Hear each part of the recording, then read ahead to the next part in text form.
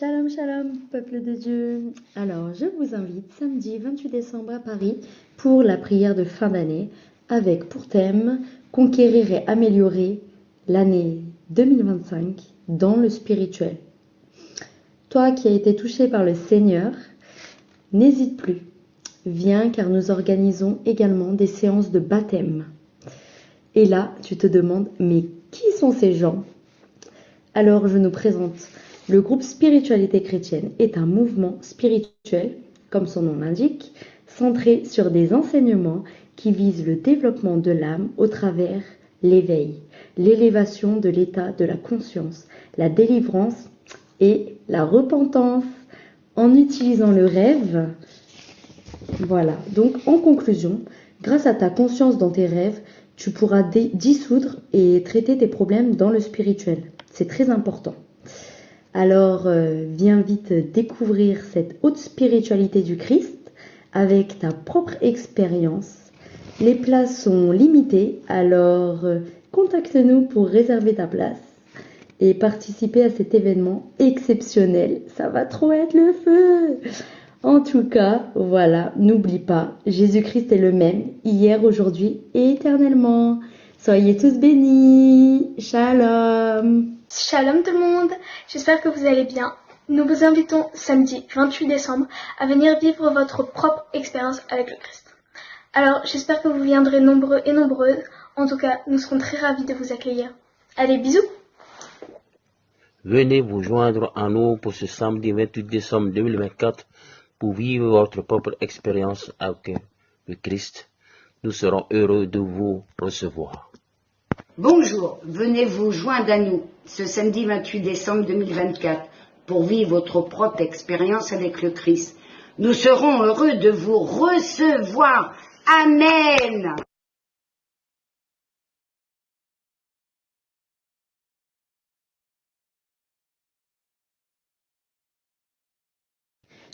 Éternel Dieu d'Abraham, d'Isaac et de Jacob, Père très saint, créateur des cieux, de la terre et de tout l'univers entier, reçois la salutation, les honneurs, la louange et les acclamations de ton peuple rassemblé en cet instant et en ce soir où tu nous donnes, Père, la grâce de pouvoir encore une fois venir étancher notre soif de connaissance et de compréhension de ces principes, de ces secrets spirituels dans lesquels nous vivons sans pour autant avoir ni la connaissance ni la compréhension.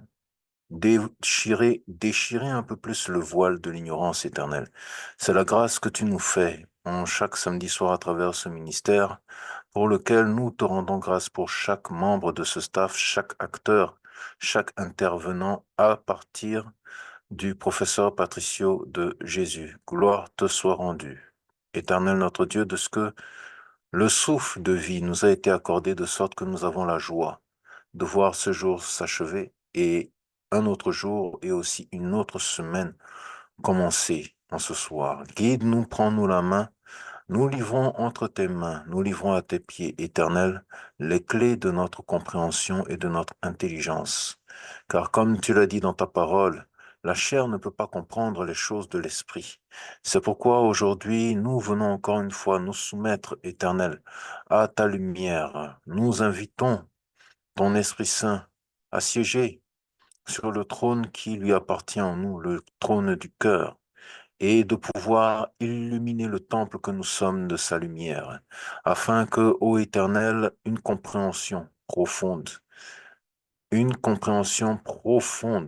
soit ancrée de plus en plus dans chaque enseignement que tu nous donnes ici. Merci de nous instruire, de nous infuser, de nous guider davantage à travers ce chemin que nous avons choisi d'entreprendre pour découvrir notre véritable identité et marcher plus loin avec toi. Au nom de Jésus-Christ de Nazareth. Amen. Frères et sœurs en Christ, bonsoir et soyez les bienvenus sur la plateforme Zoom du groupe Spiritualité chrétienne. Je suis le frère Patrick et au nom de tout le staff, je vous souhaite la bienvenue. Le groupe Spiritualité chrétienne est un rassemblement de serviteurs de Dieu de divers horizons qui ont à cœur ensemble de servir l'Éternel à travers l'enseignement, l'assistance spirituelle et la délivrance. Nous avons la joie et la grâce d'être présent à travers plusieurs pays. Tout d'abord au Canada, où le standard et le professeur, selon sa disponibilité, répond au plus 1 438 763 41 87. Aux États-Unis d'Amérique, le pasteur Jasper est joignable au plus 1 954 548 44 07. Le pasteur Pelé répond au plus 1 346 219 13 23 et la sœur Caroline le plus 1 347 301 64 32. En France, l'équipe focale est joignable auprès du frère Gary au plus 33 6 13 47 74 01, auprès du frère Jean-Marie au plus 33 6 86 15 94 67 et également auprès de la sœur Jenny au plus 33 6 03 93 32 29. En République démocratique du Congo, notre doyen Papa Zéphirin est joignable au plus 243 813 022 576. En Côte d'Ivoire, le frère Franck est joignable au plus 225 07 47 29 17 05. La sœur private en République du Bénin répond au plus 229 62 02 11 41. Et moi-même, le frère Patrick qui vous parle, je suis joignable au plus 228 93 53 21 93. Nous avons la joie d'annoncer que de nouveaux points focaux vont entrer dans cette liste à partir de ce mois de septembre. Merci de rester à l'écoute pour être au courant, prendre l'information par rapport à la localisation, aux contacts et aux personnes que vous pourrez peut-être rencontrer parce qu'ils sont plus proches de chez vous ou du pays dans lequel vous êtes pour les diverses activités du groupe Spiritualité chrétienne. Bien entendu, frères et sœurs en Christ, toutes les personnes que je viens de citer ont chacune des engagements et des activités qui pourraient faire en sorte qu'au moment où vous les contactez, vous n'ayez pas de réponse immédiate. Merci de faire preuve de patience et de réessayer un peu plus tard. Le groupe Spiritualité chrétienne, en ce qui concerne l'assistance spirituelle, a des conditions. Premièrement, il faut être baptisé par immersion et né de nouveau au nom de Jésus-Christ de Nazareth.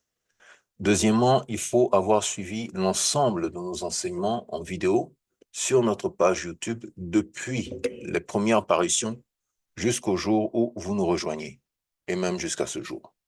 Troisièmement, il est écrit dans la Sainte Parole de Dieu, dans l'Évangile de Matthieu, au chapitre 10, le verset 27. « Ce que je vous dis dans les ténèbres, dites-le en plein jour, et ce qui vous est dit à l'oreille, proclamez-le sur les toits. Amen. » Jésus vous délivre pour témoigner. Si vous n'êtes pas d'accord avec cela, alors vous devrez aller chercher votre délivrance et votre croissance spirituelle ailleurs. Les aveux sont un secret que vous devrez vous-même confesser et témoigner, mais les accomplissements sont la gloire de notre Maître Jésus-Christ de Nazareth, et nous avons l'obligation d'en faire le témoignage.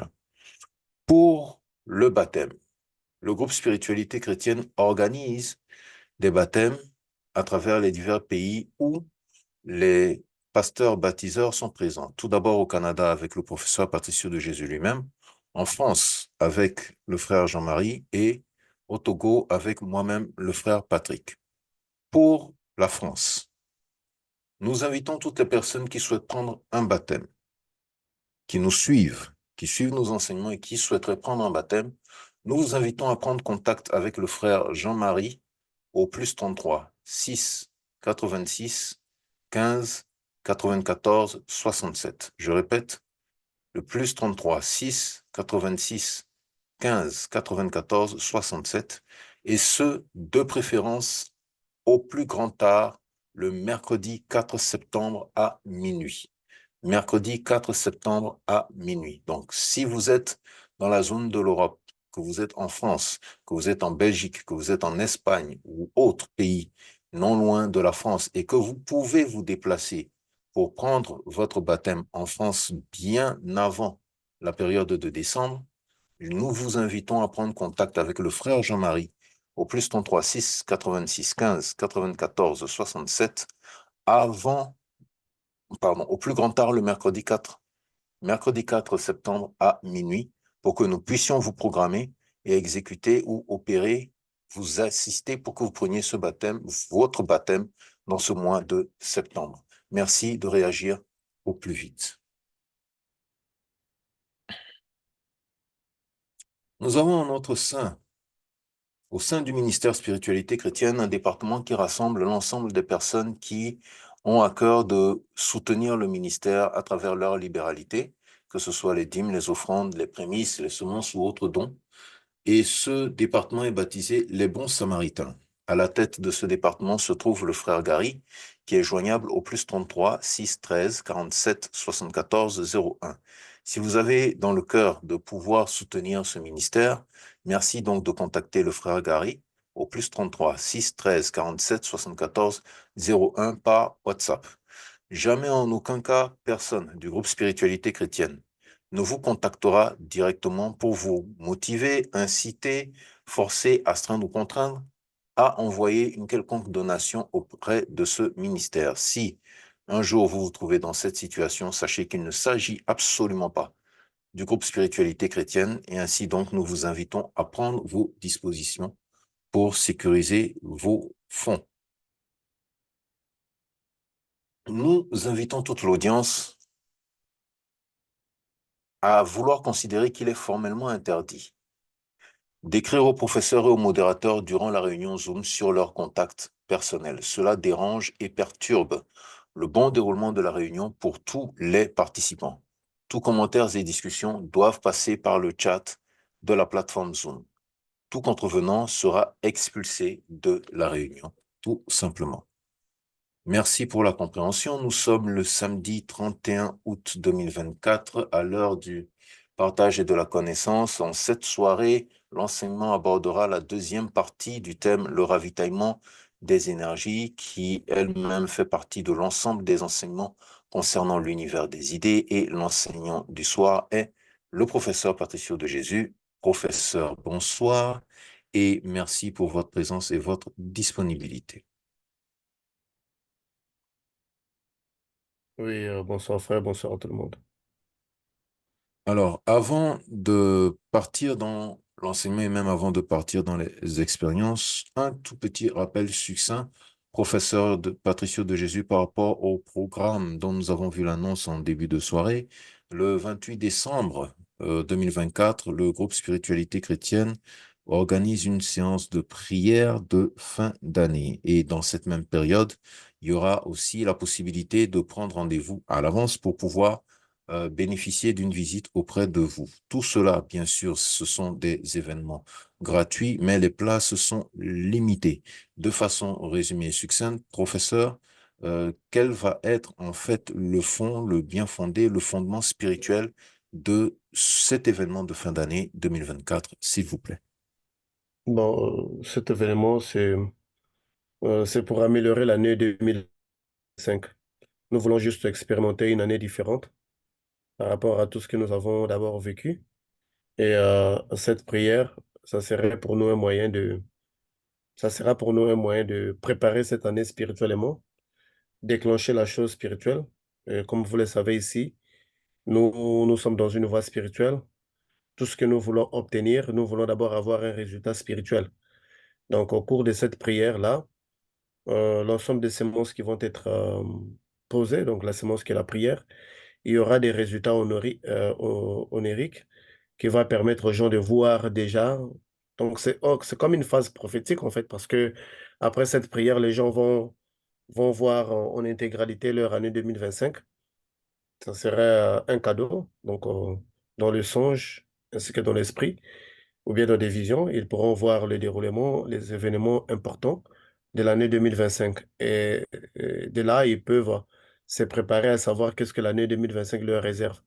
Non seulement ça, vous savez, quand on parle de préparer, améliorer, conquérir, améliorer, il faut savoir aussi il y a aussi des événements que nous enlevons, hein, parce que il y a aussi des obstacles qu'on peut rencontrer, des maladies, la mort, des échecs. Et tout ce travail spirituel va en fait nous permettre d'éviter ça ou bien de voir ça et d'être préparé. Mais en tout cas, c'est pour un succès pour l'année 2025. Voilà pourquoi nous préparons cet événement-là du 28 décembre 2024. Exactement. Les places vont être limitées pour la simple raison, la spiritualité ne fonctionne pas comme la religion. Parce que la spiritualité est établie sur les contacts. Donc, on doit avoir un nombre de gens que on peut établir facilement un contact spirituel, donc la prière. Et suite à cela, nous aurons des résultats qu'il faut. Comme j'ai toujours dit que les nombres, c'est bon, mais la qualité est plus meilleure. Donc, si nous maîtrisons ceux qui sont avec nous, ça serait très facile pour nous de leur permettre d'entrer dans une nouvelle phase de l'année 2025. C'est pour cette raison que nous allons organiser cet événement qui, d'une dimension spirituelle, aura une ampleur qui serait totalement différent de tout ce que nous avions fait jusque-là. D'accord, merci professeur. Donc, le formulaire d'inscription le lien du formulaire d'inscription pour participer à cette séance de prière de fin d'année, ainsi que le lien d'enregistrement, enfin, du formulaire pour s'enregistrer pour prendre rendez-vous avec le professeur Patricio de Jésus sont disponibles dans la, comment est-ce que je vais appeler ça? Dans le chat, voilà, tout simplement. Dans le chat de la plateforme Zoom, donc pour vous tous qui êtes connectés en ce moment, si vous accédez au chat, vous verrez ces formulaires. Mais également, ces formulaires et toutes les autres modalités sont disponibles auprès de la sœur Jenny en France, qui répond au +33 603 93 32 29. Elle sera également heureuse de répondre à toutes vos questions par rapport à toute demande d'informations supplémentaires liées à l'événement du samedi 28, oui, si je ne me trompe pas, si je ne dis pas n'importe quoi. Alors, ce sera effectivement le samedi 28 décembre 2024. Comme nous vous l'avons dit, nous souhaitons de vive voix que vous puissiez tous être là. Venez nous rejoindre pour participer à cette séance de prière de fin d'année et entrer dans les meilleures dispositions dans l'année 2025 pour voir la bonté de Dieu et glorifier son saint nom. Au nom de Jésus-Christ de Nazareth. Amen. Professeur Patricio de Jésus, nous sommes donc en train d'entamer une autre soirée d'enseignement et comme à l'accoutumée, je vous laisse la parole pour nous guider, s'il vous plaît. Non, oui, comme vous le savez, nous allons directement passer aux expériences. Nous avons un peu, on a beaucoup d'expériences, mais les expériences, pourquoi les expériences, c'est aussi un deuxième enseignement, comme vous le savez. Parce que durant les expériences, nous donnons des explications que parfois on n'aura pas le temps, vous le savez, frère Patrick, de donner un enseignement sur ces points. Donc, Mm. dans les expériences, ça nous permet de décortiquer certaines réalités spirituelles et de permettre aux gens de pouvoir appréhender, pouvoir comprendre, désolé, pouvoir comprendre le monde spirituel. Donc, les expériences, en fait, ensemble, nous permettent déjà d'avoir une idée, une compréhension globale du monde spirituel. C'est pour cette raison que les expériences pour nous sont très, très importantes. Et il y a une chose que j'aimerais signaler. Toutefois que vous nous faites parvenir les expériences, faites un effort de les abréger dans moins de 15 minutes, en fait. Parce que si une seule personne nous relate une expérience qui, euh, qui va de plus de 30 minutes. C'est difficile qu'on puisse l'exploiter. Ça veut dire quoi? Si on l'utilise à lui seul, on ne pourrait plus utiliser d'autres personnes parce que ça nous prendrait déjà 30 minutes. Donc faites un Mhm. effort vraiment On avait été à l'école, on nous avait appris comment résumer. Aller dans l'essentiel, en fait, de ce qui est dans l'essentiel. Donc ça ne sert pas de prendre une expérience, que ce soit 40 minutes, on ne pourrait pas l'utiliser parce que 40 minutes, on a besoin de passer plusieurs expériences. Donc, faites vraiment développer cet art-là de compiler, en fait, cet art-là de résumer. Voilà, ça nous aide, en fait. Ça nous permet rapidement d'exploiter votre expérience. Donc, au maximum du temps qu'une expérience peut avoir, ça peut être dans 12 minutes. Je parle d'une seule expérience. S'il y a trois, quatre expériences, ça peut être dans quatre, quatre audios de 12 minutes maximum. On va les exploiter une par une. Mais si c'est la même histoire qui va déjà à 12 minutes, c'est pas terminé, ça va dans l'autre audio. C'est clair, on peut pas l'utiliser, on peut pas l'utiliser facilement parce que ça voudrait dire que on doit écouter toute l'intégralité pour comprendre le contenu. Alors si on prend 40 minutes pour une expérience, Et le reste, on va pas les prendre. Et puis, on a chaque jour des expériences. On va se retrouver encore avec des boîtes très accumulées. Donc, la place de questions-réponses, les rubriques questions-réponses, nous allons commencer à prendre une fois à la fin du mois. Mais ça serait juste des expériences. On va sélectionner au moins 20 expériences ou 30 expériences. On donne l'explication pour nous permettre de vider les boîtes parce qu'il y a encore des expériences de janvier qui sont encore là, qu'on n'a pas encore pu passer. Donc, c'est une façon pour nous de nous aider. Donc, soyons très objectifs, réduisons vraiment les temps, expliquons l'essentiel, arrêtons de raconter tous les, je sais pas, qu'est-ce que je peux dire, des choses qui ne sont pas, je sais pas comment je pourrais vous l'expliquer, mais soyez vraiment objectifs, hein. Dites l'essentiel qui est contenu, au moins maximum par expérience.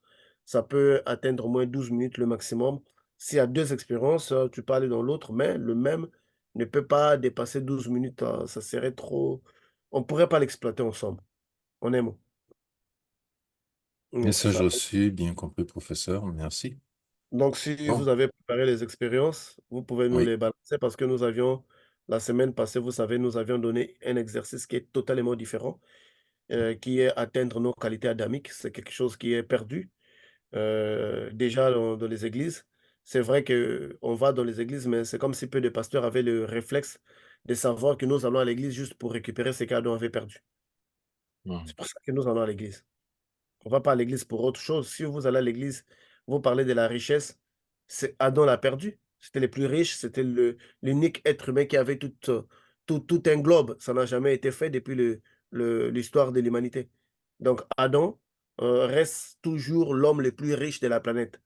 Bien que l'égoïsme s'y met contre des Rockefeller, mais Adam, il possédait toute la planète à lui seul.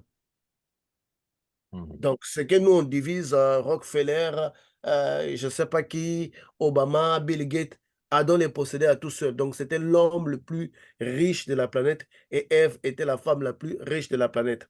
Donc, Adam, si nous allons dans le profondeur spirituelle, nous allons découvrir que Adam avait des qualités extraordinaires et si nous pourrons nous tenir à récupérer juste les qualités d'Adam, on va vivre très heureux dans ce monde spirituel, ton physique, vous le savez. Dieu venait en personne parler avec Adam. Sans aucun être humain, à part Moïse, nous dit la Bible, qui avait encore cette grâce. Donc, le simple fait de retourner à l'authenticité, ça nous ouvre des portes à des dimensions énormes. Vous voyez? Donc, Mhm. c'est un travail que l'Église ne connaît pas. Parce qu'il faut dire les choses comme elles sont, sans vexer qui que ce soit. Mais normalement, les églises, Jésus est venu ramener l'homme adamique dans son jardin, que nous appellerons plus tard la Nouvelle Jérusalem ainsi que autres. Donc, tous nos efforts devaient être concentrés sur Adam. Donc, l'image d'Adam dans les jardins doit être un autre objectif parce que chaque chose que nous faisons dans ce monde doit être liée à un objectif pour réaliser quelque chose. Vous allez où? Mhm. C'est la question qu'on se pose tout le monde. Où vous allez où? Si vous n'avez pas d'endroit où vous allez, qu'est-ce que vous êtes en train de faire? Parce qu'il y a beaucoup de gens aujourd'hui qui font la spiritualité. Si vous leur posez la question, vous allez où en fait? Ils vont vous dire les paradis. Mais les paradis, s'inspire quoi? Les paradis, ce n'est pas une nouveauté pour l'homme.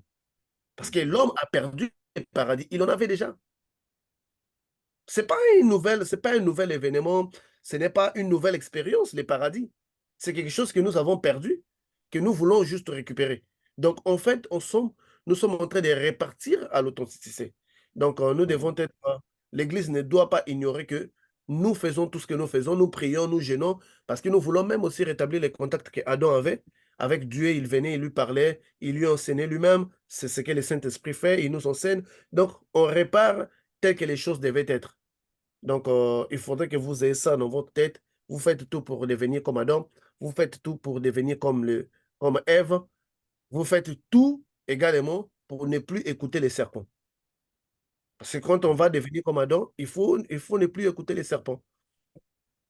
Donc, la Mhm. séduction du serpent. Donc, nous avons lancé cette expérience, cet exercice plutôt, qui, euh, ceux qui vont se concentrer sur ça, ils verront même leur santé restaurée parce qu'Adam n'était pas malade. Ils verront leur intelligence s'augmenter parce que Adam, c'est la personne qui avait la plus grande mémoire du monde. Parce qu'il retenait les noms de tous les animaux. Vous savez, vous nommez un animal une seule fois. Et puis vous retenez son nom pour toute la vie. C'est pas une blague, ça. C'est ça qu'on appelle une mémoire plus. C'est-à-dire que Adam avait des dimensions. Si vous ne vous détournez pas de cet objectif-là, vous allez vous voir être réalisé comme lui. Voilà pourquoi vraiment on lance. Je vous prie, je vous demande, je vous suggère de faire cet exercice avec beaucoup de concentration parce que tout se trouve dans notre ancêtre Adam. Tout se trouve dans notre ancêtre Adam. Donc, retourner dans ces origines-là, c'est améliorer nos vies sur cette terre. Adam ne se faisait pas attaquer par les animaux. Nous, les sorciers nous attaquent par les animaux. Les sorciers nous attaquent par les chats. Les sorciers nous attaquent par les hiboux. Mais si on répare là où Adam était, même les chats que les sorciers voudraient utiliser ne vont pas t'attaquer. Parce que Dieu avait forgé la supériorité de l'homme sur les animaux et de dominer sur eux. Donc même Adam avait la capacité de dominer sur tout ce qui vit. Aujourd'hui, un petit chien est mort, un moustique ne te respecte pas, un mouche vient t'empêcher de manger même ton pain. Vous voyez? Donc tout ça, c'est parce que nous avons perdu certaines qualités. Donc ne vous embrouillez même pas quand je vois les prédicateurs, les autres prédicateurs vouloir vous emmener à halluciner, à rêver d'un pendant. C'est une richesse que notre grand-père avait déjà. Il avait juste perdu. Nous voulons juste récupérer ce qui est à nous, ce qui est de notre droit. Donc vraiment, faites cet exercice parce que ça va vous ouvrir beaucoup de portes et ça a des dimensions très élevées. Si le frère Mhm. Patrick avait Oui, oui, oui, professeur. Mais de ce que vous dites là aussi, il y a une question qui ressort. Donc, quand la parole de Dieu nous dit, à travers les épîtres de Paul, que nous avons été restaurés par le deuxième Adam, Oui. de quoi s'agit-il en fait? Le En deuxième fait, Adam, si c'est une restauration par Jésus-Christ, le deuxième Adam. oui, parce que le deuxième Adam, c'est Jésus, en fait. Adam, Mhm. euh, en fait, l'histoire de l'humanité tourne autour d'Adam. Oui. Et c'est ce que nous, les églises, nous avons du mal à expliquer. Mhm. Adam, c'est notre fantasme. Adam, c'est notre modèle. Mhm. Adam, c'est notre référence. Mhm. Adam, c'est cet homme-là que Dieu veut que nous soyons. Mhm. Voilà pourquoi quand Jésus vient, il devient le deuxième Adam pour nous donner maintenant, cette fois-ci, un modèle. Mhm. Parce que presque un grand nombre d'entre nous, nous n'avions pas vu Adam. Un grand nombre d'entre nous, nous avions juste entendu qu'on avait Adam, mais il y a peu de récits qui parlent de la vie d'Adam dans les jardins. On Mhm. parle d'Adam qui était créé, qui avait nommé les animaux. Mais quelle était sa vie? Qu'est-ce qu'il mangeait? Mhm. Qu'est-ce qu'il faisait? Comment est-ce qu'il marchait? Comment est-ce qu'il pouvait même aller dans l'eau? Lorsque Jésus va venir, il va marcher dans l'eau pour montrer à l'homme qu'Adam marchait sur les eaux. Il va voler pour montrer à l'homme qu'Adam volait, l'ascension. Il va parler aux arbres, le figuier, pour montrer qu'Adam parlait même à la nature. Jésus, en fait, Jésus étant le fils de l'homme, était l'incarnation de Adam. Donc, c'était la restauration d'Adam. Donc, c'était Adam comment est-ce qu'on appelle ça? Dans les temps modernes. Donc, toute la Mhm. Bible tourne tout autour d'Adam. Si nous disons que ce sont des directions, des boussoles, on dirait qu'on pointe vers Adam. Donc, Jésus n'est venu que pour nous emmener à devenir comme Adam. Mais il nous a restaurés sur la croix après Mhm. être mort. Mais vous savez que la spiritualité travaille autour des informations. Et chaque information doit donner naissance à un état de conscience. Toute Mhm. information spirituelle qui ne donne pas naissance à un état de conscience n'est pas une information spirituelle. C'est juste le dogme et les credos créés pour rendre certaines personnes à l'aise. Mais toute prédication doit nous donner un état de conscience parce que Adam, dans les jardins, avait une conscience. Et c'est ce travail-là que nous sommes venus faire, ramener les gens vers Jésus. Mais au cours de ce développement, je pense que nous le comprendrons mieux, même avec certaines expériences qui peuvent déjà nous donner cette direction-là. Très bien. Merci, professeur. Nous commençons avec la première expérience. J'étais sur une canoë et du coup j'étais à l'avant et puis je coupais je crois des morceaux de poisson. Je sais plus qu'est-ce que je faisais avec les poissons, je les regardais. Je sais pas qu'est-ce que je faisais exactement, je me rappelle plus trop. Mais il y avait un conducteur, donc un homme qui conduisait et bon, il conduisait tellement mal. Et il me faisait un peu peur, mais c'était un peu normal. Et Il y avait pas mal d'obstacles du coup sur le bord de la mer, mais il passait quand même dessus sur le côté.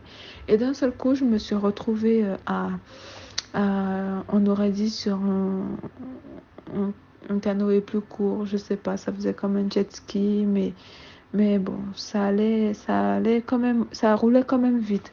Et du coup, en roulant, on arrive tout au bout, sauf qu'on aurait dit c'est un barrage. Et comme le barrage il est tellement fort, et ben ça nous a carrément arrêté et il fallait passer par un petit couloir qui était sur le côté. Mais je ne savais pas. Et ma soeur me dit, et j'ai dit mais on va repartir d'où on est venu. Elle a dit mais non quand même.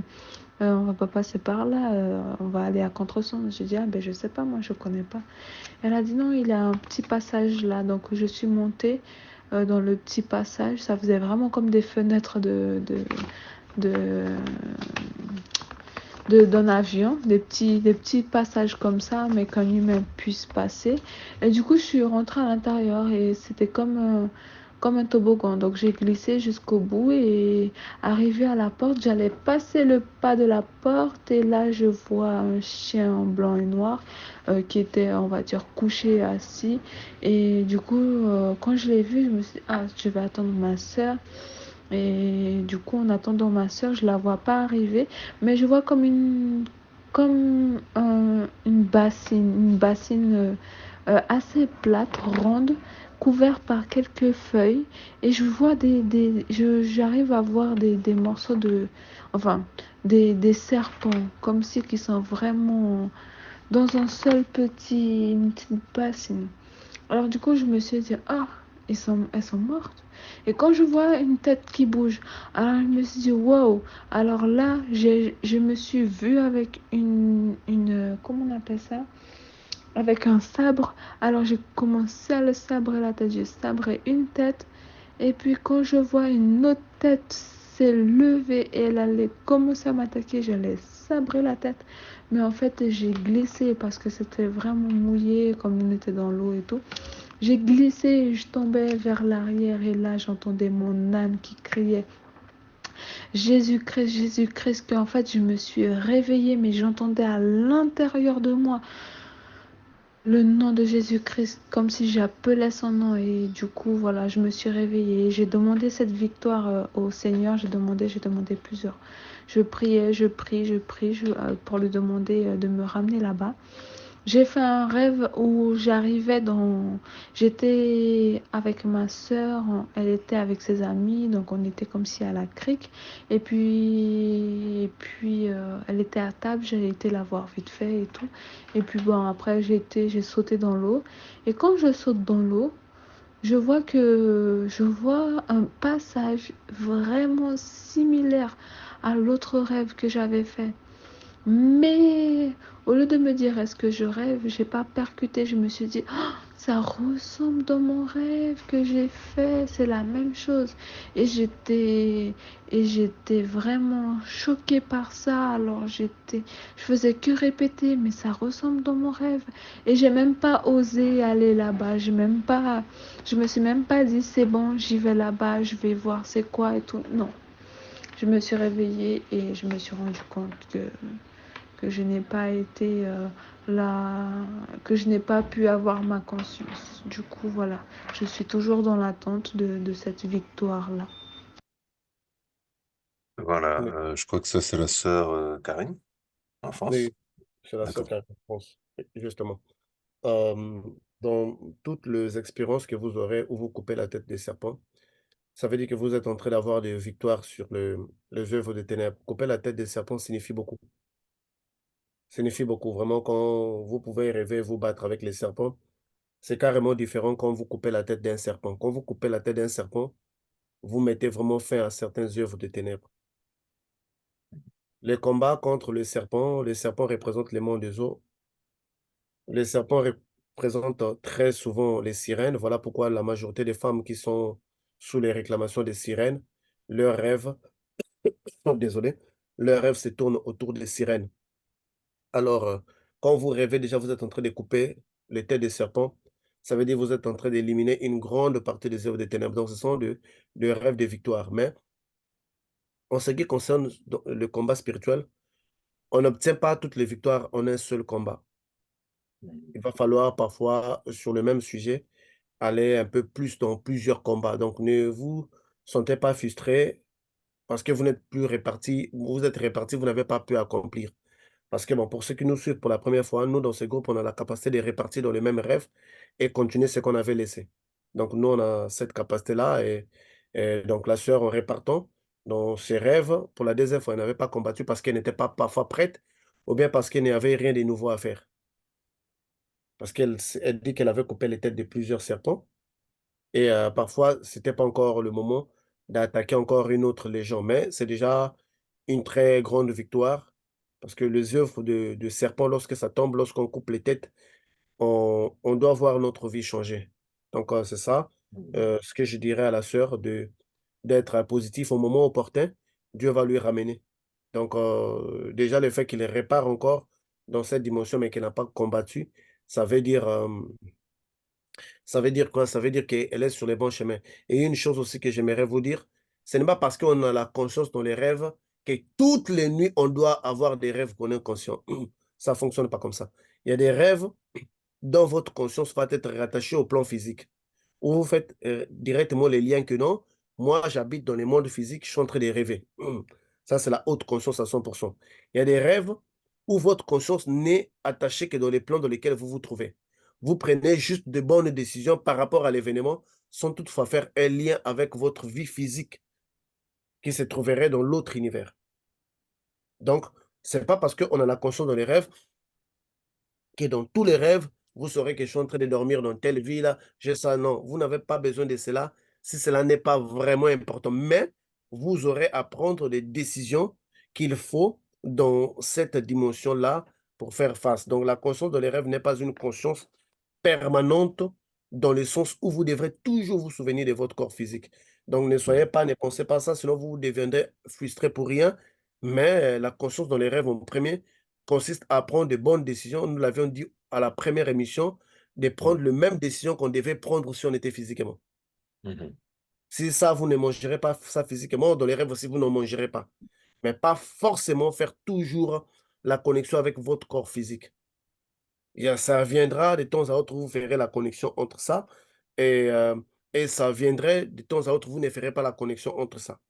Donc, il ne faudrait Mhm. pas que vous tombez dans ce stress-là de dire, écoute, je n'ai pas pu faire la connexion, je n'avais pas ma conscience. Non. Quand vous décidez déjà, vous prenez des décisions exactes. Vous avez la conscience dans votre rêve. Vous avez la conscience déjà dans votre rêve. Mais votre conscience n'est pas rattachée au plan physique. Il y a une différence. Avoir la conscience dans les rêves, prendre des bonnes décisions et avoir la conscience rattachée à notre corps physique.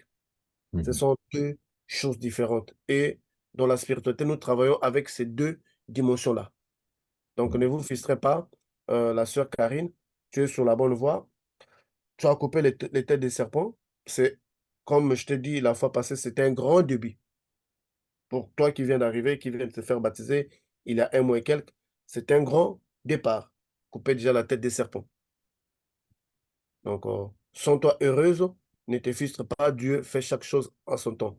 Dans les combats spirituels, il y a des moments où nous combattons, il y a des moments où nous observons. C'est la stratégie de la guerre. Donc, il y a un certain moment où vous devrez prendre connaissance du lieu, de ce qui se passe. Quand vous irez là-bas, vous allez être mieux placé. Donc, sentez-vous déjà victorieuse parce que vous partez sur la bonne direction. Que Dieu vous bénisse. Amen. Nous rendons grâce à l'Éternel pour la vie de la sœur. Nous allons dans une deuxième expérience, s'il vous plaît. Bonjour frère Patricio. Donc, j'ai fait la prière la main dans la terre et j'ai fait la nouvelle prière 6 fois en tant que Ève. Et il s'avère que c'était pas un champ, mais c'était comme une grande prairie. Il n'y avait que de l'herbe verte, mais vraiment très très immense. Et j'étais avec une Bible et il fallait que je donne la parole. Et subitement, c'est comme si qu'il pleuvait des versets. Et j'avais des livres avec des pages vierges. Et il fallait que je mette les versets dans l'ordre. Mais il y en avait tellement. Et ça pleuvait des versets. Et dans mon songe ou dans mon rêve, il y avait ma fille qui est venue me rejoindre et qui avait dans les mains, pareil, comme une Bible vierge, et il fallait mettre tous ces versets dans l'ordre, les versets, les prières, les psaumes et tout. Mais il y en avait tellement, donc au début ça allait, au milieu ça allait, mais il en pleuvait tellement, tellement, tellement qu'à la fin on savait plus, on n'avait plus assez de livres pour placer ces versets. Et ma fille et moi, on commençait à pas paniquer, mais il fallait mettre tous ces versets dans les livres, quoi. Donc on en a mis, on en a fait, on en a, et à la fin, au dernier livre, on n'arrivait plus à placer, il y avait plus de place. Et ben, je me suis réveillée, quoi.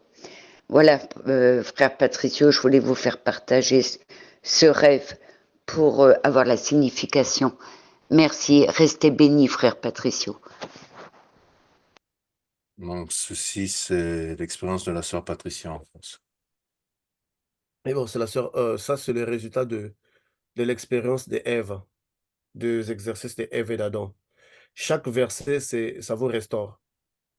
Parce que si vous regardez dans le jardin, Dieu venait pour donner la parole à Ève et à Adam, les deux. Donc Dieu venait chaque soir pour leur donner la parole, pour parler avec eux, pour échanger avec eux. Donc le verset qui pleuve, c'est la parole de Dieu. Donc ça vous restaure chaque verset. Chaque verset, les livres que vous voyez dont vous mettez de versets, ces livres-là, c'est votre intérieur, c'est vous-même. Parce que nous sommes, en réalité, nous sommes comme des livres, en fait. Parce que nous avons des pages de notre vie que nous tournons et nous avons des réalités, nous avons toute une lecture. Donc notre vie peut être faite en un livre, peut être racontée. Donc en réalité, dans ce genre de songes, de visions où vous voyez, après avoir fait l'exercice sur Ève, vous voyez des versets. Donc les versets sont en train de vous restaurer. Donc vous êtes en train de reprendre les qualités perdues de Ève dans les jardins. Ça, c'est une très grande richesse.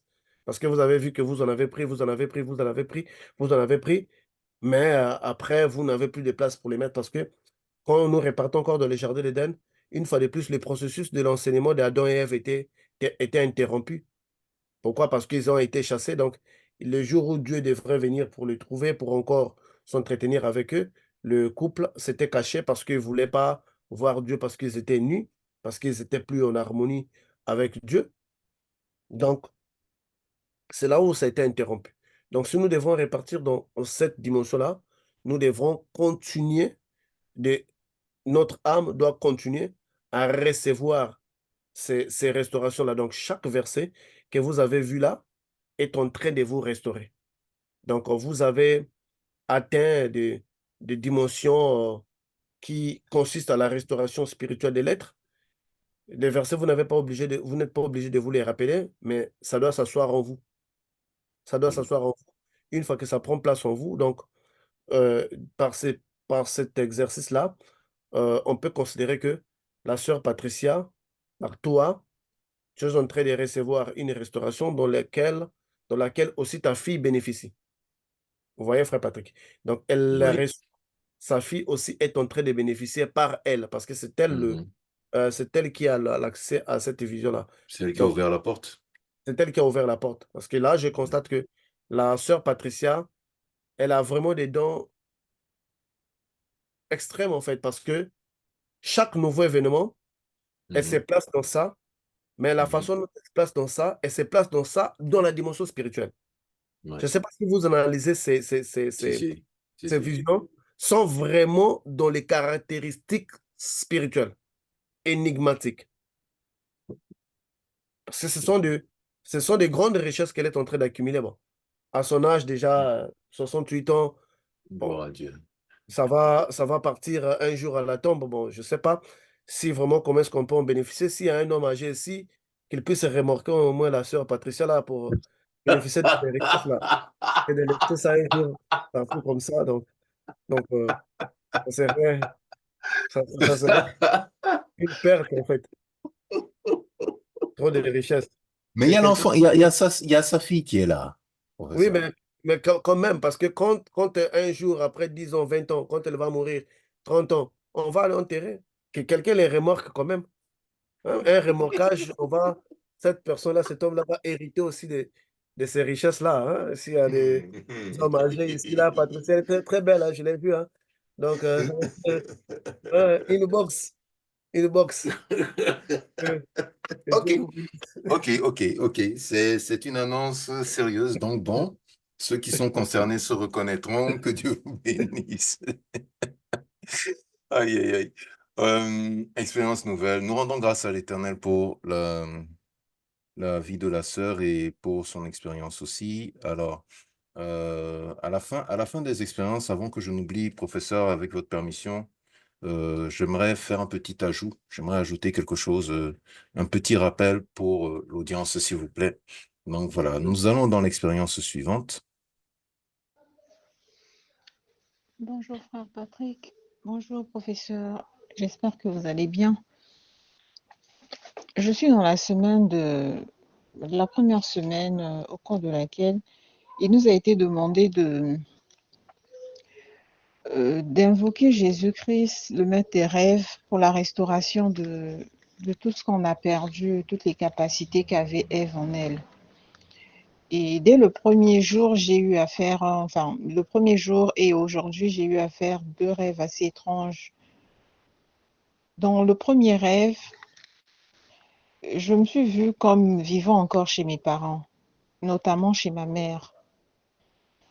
Et ma mère était mariée avec son feu mari. Et c'est comme si le gouvernement congolais avait pris une note selon laquelle il fallait qu'on refasse toutes les toilettes du pays. Donc, c'était quand même une note assez bizarre. On demandait donc à tous les ménages de, de refaire les toilettes. Et il était clair dans la note qu'il fallait refaire ces toilettes-là avec des constructions en raffia. C'était quand même vraiment assez bizarre. Et donc, tous les ménages devaient s'acheter des nattes, des nattes ou devaient s'acheter du raffia pour, euh, pour recouvrir les toilettes avec. Et lorsque la note voilà, est publiée, c'était vraiment la débandade dans le pays. Hein. C'était de l'agitation. Il y avait des gens qui avaient déjà des maisons bien bâties. Et voilà, il fallait donc tout refaire. Et ça concernait beaucoup plus ceux qui avaient des toilettes à l'extérieur, ceux qui avaient des toilettes externes. Pour ceux qui les avaient dans la maison, il n'y avait pas de souci. Et donc, nous faisions partie de cette population qui avait ces toilettes à l'extérieur de la maison. Et donc, du coup, ma mère s'est retrouvée dans cette situation et très rapidement, il fallait reconstruire ces toilettes-là. Et le délai qui avait été imparti à la population était très court. Et je pense que c'était environ une semaine et les policiers avaient déjà commencé à faire le contrôle. Donc, ils étaient vraiment répandus dans la ville pour faire le contrôle. Et je me souviens que dans ce rêve, mes parents ont vraiment fait tout le nécessaire pour être pour respecter ce délai-là. Et après avoir refait les toilettes, ce jour-là, mes parents ont donc convoqué toute la famille au salon et on a pris place. Et là, maman va prendre la parole. Elle dit, par rapport à ce qui a été, par rapport à la note du gouvernement, voilà, il a fallu qu'on refasse pas mal de choses ici. Vous l'avez certainement constaté. Et en plus de cela, on a remarqué qu'il y a des policiers un peu partout qui passent pour contrôler et tout. Et parfois, il peut arriver que ça se passe mal. Mais en passant, donc c'est toujours ma mère qui parle. Elle dit en passant, je vais saisir cette occasion pour assurer la protection de la parcelle. Là où j'étais, je dis d'accord, en fait, je la voyais déjà venir. Elle dit la protection de la parcelle se fera en deux phases. Donc, elle a sorti, en tout cas, elle avait deux bouteilles. Dans l'une des bouteilles, il y avait comme une substance noire Et à côté, il y avait encore une substance claire. Et elle dit, pour la protection de la famille et de la parcelle, il va falloir que chacun de vous boive ce breuvage. Elle n'avait même pas achevé sa phrase. Là où j'étais, j'ai commencé à réagir. Je dis, jamais de la vie, maman. Je dis, je ne retournerai pas dans ces choses-là. Elle dit, mais attends, mais c'est ce qu'on a toujours fait. Et puis, vous avez l'obligation de prendre ce breuvage. Je dis jamais de la vie. Je dis, ça, c'est une abomination. Je dis, c'est un péché. Je dis, je ne prendrai jamais. Je dis, mais maman, c'est du fétichisme. Qu'est-ce que tu es en train de vouloir nous imposer? C'est du fétichisme. Elle dit, mais c'est pour la protection de la famille. Et puis, ça ne fait rien de mal à quelqu'un. Ça ne fera du mal à personne. Je dis non. Donc, vraiment, j'étais catégorique dans ma décision. Je dis, maman, avec tout le respect que je te dois, je ne vais jamais prendre ce breuvage. Et après, je me suis réveillée. Ce qui est bien, c'est que j'ai remarqué que j'ai pu retrouver ma conscience dans ce rêve-là et même dans le second que je vais raconter. Alors, je raconte le second dans un autre audio. La sœur Matt, je crois que il doit y avoir une suite. Maître, Ok, donc c'est l'expérience sélectionnée pour ce soir. Ok, de toute façon, on va essayer de retrouver cette suite-là, comme je te dis qu'il y en avait tout. Donc, le simple fait de vouloir, parce que les toilettes représentent son état spirituel. Quand vous rêvez de toilettes, peu importe le contexte que vous rêvez, ça représente d'abord votre état spirituel. Parce qu'il y a Mhm. beaucoup de gens, quand ils sont pas bien dans leur spiritualité, ils peuvent rêver en train de déféquer, ils peuvent rêver d'être dans des toilettes très sales, là où ils peuvent pas s'asseoir. Donc, toutefois que vous rêverez des toilettes, sachez qu'il s'agit de vous-même. Donc, ça montre que donc son état spirituel en premier était affecté par de, des coutumes, par des traditions, par des exigences du passé qui ont été faites. Mhm. C'est ce qui a mené à être dans cet état-là. Donc la décision déjà qu'elle prend de rejeter ces pratiques-là, ça montre déjà qu'il y a un changement en elle. Donc elle doit voir cette expérience comme étant un aperçu d'un changement de son état spirituel. Donc, elle doit voir ça comme étant un rêve positif. Le simple fait de dire non à quelque chose qui n'est pas bon, c'est interrompre aussi une initiation. Parce que très souvent, dans les mondes spirituels, il y a beaucoup de démons qui prennent l'apparence de nos parents proches pour nous faire accepter des choses. Ça ne veut pas dire que c'est votre mère, ça ne veut pas dire que c'est votre père. Mais les démons connaissent ces personnes-là. Ils peuvent jouer le rôle de tes parents plus proches parce qu'ils savent que par eux, facilement, tu pourrais accepter de prendre quelque chose. Vous voyez? Donc, ils peuvent passer par là. Mais le simple fait de dire non, ça dit déjà beaucoup. Parce que le non et le oui, comme on avait dit la fois passée, a vraiment un pouvoir énorme dans les spirituels. Donc, si tu peux dire non, ça veut dire que peu importe ce qu'il devrait faire pour ton intérieur, n'a pas pu passer. Donc, une fois de plus, c'est une dimension, c'est une expérience de victoire qui montre vraiment une stabilité intérieure, donc spirituelle, dans tes activités. Que Dieu bénisse encore et qui te donne encore la force. Amen. Amen. Nous passons à l'expérience suivante. maître, je voulais vous avoir franchement de vive voix parce que l'expérience que je viens de vivre est vraiment différente de tout ce que j'ai vécu jusqu'ici. Voilà. Si vous vous rappelez, la première année, et quand on a commencé mes prières et il a commencé à avoir des manifestations surnaturelles, voilà. Les moments où, si vous vous rappelez de cette décharge que j'ai reçue, pendant que je ne dormais même pas, et que j'ai eu comme l'impression qu'il y a un feu qui m'a dévoré, si vous vous rappelez des moments où je sortais de mon corps, c'est-à-dire où je voyais que je sortais de mon corps et j'avais la possibilité de regarder mon corps, de me déplacer dans la pièce. En fait, il y a eu les mêmes symptômes, c'est-à-dire les signes avant-coureurs. Et donc, je me disais que, on dirait qu'aujourd'hui, le Saint-Esprit veut m'envoyer à... Voilà, je sais pas, en tout cas, j'observe. Mais La première différence cette fois-ci, c'est que j'étais calme. Parce que les autres expériences là, j'avais le cœur qui battait la chamade, j'avais les mêmes picotements, j'entendais des sons qui n'existaient pas. Bon, mais cette fois-ci, maître, je suis resté calme. Je suis resté très calme. Et là, je vais constater que, voilà, les picotements commencent dans le bas de mes pieds, la plante de mes pieds. Les picotements commencent, montent le long du corps, le corps commence à chauffer. Mais j'étais tellement calme que le rythme des battements de mon cœur sont restés, voilà, constants. Il n'y a pas eu de changement à ce niveau, maître. Et là, maître, je constate que je sors. Voilà, je commence à léviter. Voilà, je sors de mon corps. Je sors de mon corps. Je sors de mon corps.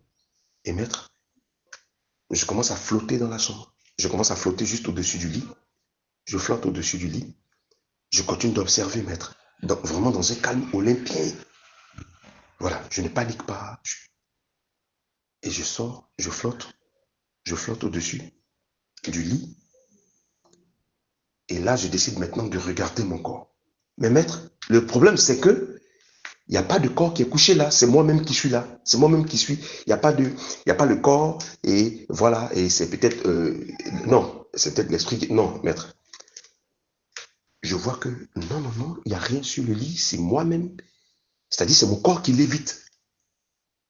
C'est mon corps qui lévite, maître. Et donc, je décide de... Je veux dire, comme toujours, hein, j'inspecte la chambre. Je regarde partout. Ma chambre est là, tout est en place. Et là, maintenant, je décide d'aller au salon. Et de ma chambre au salon, il y a un couloir qui peut faire au moins 2,50 m. Voilà, un couloir de 2,50 m, une allée de 2,50 m. Mais maître, quand je sors, d'abord j'essaie, voilà, je ne peux pas oublier ça, j'essaie de traverser le mur. Mais maître, je n'arrive pas à traverser le mur. Je suis en lévitation, je suis comme une feuille, je suis léger comme une plume, mais je ne traverse pas le mur, je n'arrive pas à traverser le mur. Voilà, je constate que ma main n'arrive pas à traverser le mur, je ne traverse pas le mur. Et j'ai essayé de donner plusieurs coups au mur qui se trouve juste au-dessus du chevet du lit, et je constate que la main ne traverse pas. Et donc, maître, là, je décide de sortir maintenant de la chambre. Mais je me déplace au moyen de la pensée. Voilà, je me déplace, parce que j'ai décidé d'aller au salon, et automatiquement, tout mon corps a suivi, comme une plume. Donc là, je viens vers le salon, et je constate que l'allée qui donne sur la porte du salon, maître, je vois un jardin. Maître, je vois un jardin. Maître, je vois un jardin, mais avec des arbres fruitiers. Maître, je vois un jardin avec des arbres fruitiers, mais d'une beauté incommensurable. Ça, c'est l'allée. Donc, je plane au-dessus, stupéfait. Mais là, quand j'arrive au salon, maître, c'est grave. Mais je vois des arbres fruitiers que je n'ai jamais vus, c'est-à-dire je ne les connais pas. Je ne peux pas te dire que, je ne peux pas dire à quelqu'un que ça c'est un manguier, ça c'est un pommier, non, maître. Mais je vois de la vertu dans mon salon. Je veux dire, c'est pas une forêt, c'est un jardin, parce que c'est pas une forêt, ce sont des arbres fruitiers. D'autres qui rampent le long du mur, mais avec des fruits dessus. Et puis des fruits de plusieurs couleurs coloriées, mais maître, d'une beauté incommensurable. Donc je reste là quelques secondes en train de contempler, en train d'apprécier, en train de... Et puis à un moment donné maintenant, je me calme et puis je dis, mais attends, si je suis dans cette dimension, je vais savoir chez moi à la maison, qui est-ce qui peut être aussi dans cette dimension où je suis actuellement. si je croise quelqu'un, je vais lui demander comment est-ce que toi tu as fait pour te retrouver là. Parce que moi, je n'ai pas cette faculté-là d'activer ce que je viens de voir de moi-même. C'est le Saint-Esprit qui me permet de faire cette expérience ce matin. Et maître, je suis resté là au moins 1 minute en train de regarder parce que il y a 2 autres chambres. Et donc je regardais les portes des chambres pour voir qui est-ce qui allait sortir là. Parce que si jamais je voyais quelqu'un sortir, j'allais m'empresser de lui demander comment est-ce que toi tu as fait pour te retrouver dans cette dimension-ci. Mais maître, il n'y avait personne. J'ai constaté que tout le monde dormait à poing fermé. Et j'ai donc décidé de revenir. Et maître, je suis revenu et je me suis couché sur le lit. Et là, je m'éveille. Je ne sais pas si je dois dire ainsi. En tout cas, dans la dimension actuelle, dans la matière ici. Et puis là, mais je reste là pendant au moins 1 heure en train de rendre grâce à Dieu. Voilà, et puis maintenant, après, je prends la décision de vous appeler ou de vous faire une note vocale pour savoir là, qu'est-ce qui s'est passé. C'était le frère Franck de la Côte d'Ivoire. Bon, ça, comme c'est le résultat positif de l'exercice sur Adam. Ce que vous avez fait là, ça s'appelle la téléportation. La téléportation, bien que cela puisse sembler être un terme nouveau pour les enfants de Dieu, mais Adam, les jardins d'Éden étaient tellement grands qu'Adam ne pouvait pas marcher à pied pour les contrôler. Donc, il devait se téléporter d'un endroit à un autre. Donc, ce que vous avez vu là, c'est le moyen par lequel plutôt Adam voyageait. Donc, Adam quittait d'un lieu à un autre pour explorer tous les jardins. Donc, effectivement, vous avez eu une expérience qui se déroule dans les jardins d'Éden. Donc, vous avez quitté ce que vous avez fait, cette lévitation-là. Il y a une différence entre la sortie astrale. La sortie astrale, vous avez le corps physique qui dort et vous sortez. Mais là, c'était vous c'est tout le corps. Ce genre de téléportation, ça s'est fait à 2 niveaux. Nous avons la dimension spirito-matérielle. Spirito-matériel, ça veut dire c'est mélanger de l'esprit et du matériel parce que la personne doit passer du spirito-matériel pour pouvoir agir à ces points-là. Donc, il passe du matériel, il va dans les 2 sens. Ça veut dire quoi? Ça veut dire à l'instant où cela se produisait. Si quelqu'un entrait dans la chambre, 2 scénarios allaient se poser. Soit il allait te voir entrer de léviter, soit il n'allait pas te voir. Il allait voir ton endroit là où tu dors est vide. Parce que c'est un corps spirito-matériel. Ça dépend de la fréquence dans laquelle tu étais en train d'agir. Est-ce que le matériel était trop fort que la personne te trouve en train de léviter dans ta chambre? Ce qui saurait faire peur à cette personne, mais il y a d'autres qui peuvent arriver là, ils ne te voient pas, mais toi, tu es là en train de léviter. Et ces processus-là de téléportation d'un endroit à un autre, c'est ces modèles-là, c'est ce type-là que Adam utilisait pour explorer. Comme tu es en train de restaurer les capacités adamiques, tu as juste eu l'aperçu de ça. Et ce modèle aussi est dans la Bible. Parce que quand on voit, tu as dit que tu es arrivé d'abord devant la porte, devant le mur, tu n'as pas pu passer par le mur. Tu devais ouvrir la porte, effectivement, parce que tu as eu un corps spirito-matériel. Les corps spirito-matériels peut bel et bien traverser les murs, mais dans rares des cas. Dans la majorité des cas, ils empruntent une porte. Et la même expérience est arrivée à Pierre. Pierre, il était dans la prison enfermé. Il voit un ange qui vient, qui ouvre la porte. Il sort, croyant qu'il était dans une vision, qu'il ouvre le premier portail, le deuxième portail. Il se retrouve il est à l'extérieur de la prison. Et le lendemain, quand le policier, le militaire de cette époque, les soldats, viennent, ils trouvent que la serrure n'avait pas bougé, tel qu'ils avaient fermé, tel qu'il était. Mais il était passé par où? Parce que quand vous êtes dans la dimension spirituelle-matérielle, ça veut dire spirituel et le matériel, vous utilisez des portes, comme toute personne. Vous l'ouvrez. Mais quelqu'un qui regarde, il verra que la porte est fermée. Mais vous avez utilisé la même porte. Voilà pourquoi vous avez eu à respecter les principes physiques. Les principes physiques, donc vous ne pouvez pas passer par le mur, il faut passer par la porte. Donc il y a une doublure parce que vous êtes dans une dimension parallèle où chaque chose a un reflet dans l'autre. Parce que dans le monde où nous sommes, chaque chose a un reflet. C'est comme un ombre. Une ombre, quand on est sous le soleil, un autre ombre qui est projetée. Effectivement, aussi dans l'esprit, nous avons aussi notre ombre qui est projetée. Nous l'expliquerons plus tard avec des champs venus. Tu as dû entrer dans cette dimension-là. Et tu n'es pas la seule. Pierre aussi n'est pas la seule à utiliser cette dimension-là. Philippe aussi l'avait utilisé pour aller prêcher les niques éthiopiens. La Bible nous dit que l'Esprit de Dieu l'emmena d'un endroit à un autre. C'est comme ça qu'on se déplace. Et voilà pourquoi quand tu regardes ton corps physique, tu le vois pas. Moi, ça m'était arrivé, c'était en 2000, en 2000, en 2000, je pense, en 2000, au début 2014, comme ça, que cela était arrivé, pour la première fois d'ailleurs. Donc, vous regardez, votre corps physique n'est plus là, vous êtes un peu paniqué de voir, mais qu'est-ce qui se passe? Voilà, ce sont des sensations un peu étranges, mais c'est ça, en fait, la réalité, la dimension spirituelle que les enfants de Dieu peuvent utiliser pour se déplacer. Et beaucoup de serviteurs de Dieu de l'époque traversaient ces portails-là sans se rendre compte. Quand vous voyez un serviteur de Dieu, par exemple Élie, qui a marché pendant 40 jours, 40 nuits, mais c'est impossible. Parfois, quand les serviteurs de Dieu marchaient, ils entraient dans une dimension sans se rendre compte. Le chemin paraissait être court pour eux. Parce que les trajets que les hommes de Dieu ont fait à pied d'un endroit à un autre, ce n'était pas faisable. Avec l'énergie humaine, la fatigue, d'abord, quand on fait un long trajet, il faut avoir un point, un point de repos pour se ravitailler, pour se ressourcer.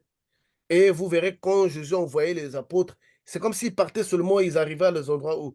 Donc, dans plusieurs fois, nous avons traversé des portails. Ces portails-là ne sont pas traversés que par les enfants de Dieu. Même les esprits aussi, les démons aussi traversent. Parce que je pense avoir raconté une fois, j'étais dans un avion, dans la place là où je devrais m'asseoir. Moi et mon ami, on devrait s'asseoir. Il y a eu deux personnes qui ont apparu dans ces sièges-là, devant nous. Un couple. Donc, il y a aussi des esprits, des humains aussi, qui sont des esprits qui traversent aussi, qui vont d'un endroit à un autre, mais en emportant tout leur corps. Et c'est ce qui explique la disparition de certaines personnes qui disparaissent, de gens qui ont fait une haute magie. Parfois, ils ne meurent pas. Vous arrivez dans sa chambre, il a disparu. Si vous regardez même au Japon, disparition des êtres humains, vous allez voir que au Japon, chaque année, il y a plus de 1000 personnes qui disparaissent comme ça. Sans trace, ce n'est pas un crime, il dormait dans son lit, la chambre est fermée, il a disparu. Ce n'est pas un enlèvement du Christ. C'est plutôt qu'ils ont une forte connexion avec certains des esprits qui les extraient pour les emmener en esclavagisme avec les corps physiques. Parce que notre corps physique, quand elle passe dans la dimension spirituelle-matérielle, peut descendre dans n'importe quel monde spirituel comme Corée. Quand Corée avait désobéi à Moïse, par cette colère-là, Dieu avait ouvert la terre, toute sa maison était rentrée en enfer. Ouais. Donc, il passe du matériel à l'esprit et il se stabilise entre les deux. Donc, ce que tu viens de voir là, c'est ça qu'on appelle l'expérience d'Adam. Donc, tu as vécu carrément la réalité que Adam était en train de vivre dans les jardins d'Éden. Donc, il se rendait là où il voulait. Voilà pourquoi tu as vu des arbres, des fruits qui semblent ne pas être de notre planète. Mais c'est ça, en fait. Tu as vécu le contenu comment est-ce qu'on appelle ça? Du jardin d'Éden. Donc, tu as vécu, au moins aujourd'hui, quand on va parler d'Adam, tu vas comprendre qu'est-ce que Adam vivait. Quand quelqu'un va vouloir venir faire un débat avec toi, Adam ne pouvait pas se déplacer dans tous les jardins étant nu, et puis voilà, des longs kilométrages, il n'avait pas de chaussures, comment il pouvait faire des longs kilométrages, comment il pouvait aller nommer les poissons. Toi, tu fais plus de débats avec ça, parce que toi, tu l'as vécu. Et c'est ça, en fait, vous allez voir que les gens qui sont spirituels, ça dit que quand tu trouves que tu es ignoré, ne fait plus un débat avec toi. Parce que ce que toi, tu penses être impossible, lui, il est fait. Là, toi, tu l'as fait cette semaine, ou je sais pas, la semaine passée, cette semaine. Tu as vu la sensation que ça donne, la grandeur que ça te donne. Tu es resté une année à réfléchir, une heure à réfléchir, à essayer de remémorer ça. Bon, imagine-toi que nous qui le faisons à chaque fois. Donc, la spiritualité est tellement vaste que ceux-là qui font des grandes réalisations parlent peu d'eux. Mais quand tu commences à apercevoir seulement les 1% de ce qu'eux ils font, c'est là où on se pose la question, mais si moi j'ai pu faire ça, mais eux maintenant, ils sont où en fait? C'est là où vous Bien sûr. apprenez à respecter la personne sans qu'ils vous disent de les respecter. Parce que vous avez fait les 1%, ça vous étonne, ça vous dépasse, mais il y a des gens qui les font à chaque fois. Et ils arrivent, ils disparaissent dans les communs des êtres humains comme étant un être normal, riant, faisant tout comme étant un être humain, mais ils passent dans ces processus-là. Et moi, à chaque espérance qui vous arrive, ça me réjouit au moins. Non seulement ça me réjouit parce que ça vous permet de connaître votre propre identité et ça vous permet de me positionner selon l'expérience. et non selon la théorie. Parce que théoriquement, quand on dit quelqu'un est spirituel, dans l'entendement global ou général, on ne sait pas le situer. Tu vois, on dit juste qu'il est spirituel, là. Mais quand tu commences à vivre des expériences spirituelles toi-même, quand on te dit que celui-là a fait ça, toi-même, tu sais maintenant là où il est placé. C'est comme un militaire face à une arme. Un militaire, quand tu entends le son d'une arme, il sait que non, là, c'est dangereux. Cette arme-là, je ne peux pas être parce qu'il connaît en fait. Et ce que tu es en train de vivre, c'est ça la réalité d'un chrétien. C'est ça que nos prédécesseurs, les apôtres, ont vécu. Et si vous voyez l'histoire d'Élie, Élie était réputé avec ça. Voilà pourquoi quand il disait à Élisée, parce qu'on savait que quand Élie partait d'un endroit, l'Esprit de Dieu l'emportait vers un autre. Et voilà, quand il était enlevé, le fils des prophètes, ils ont dit que non, parfois l'Esprit l'enlevait tel qu'il a l'habitude de l'enlever, parce que l'Esprit de Dieu enlevait Élie à chaque fois. Ils ont dit, laissons d'abord voir dans toutes les montagnes pour voir si l'Esprit ne l'a pas enlevé d'un endroit à un autre. Ça, c'est notre vie des chrétiens. C'est notre réalité quand on répare à notre source.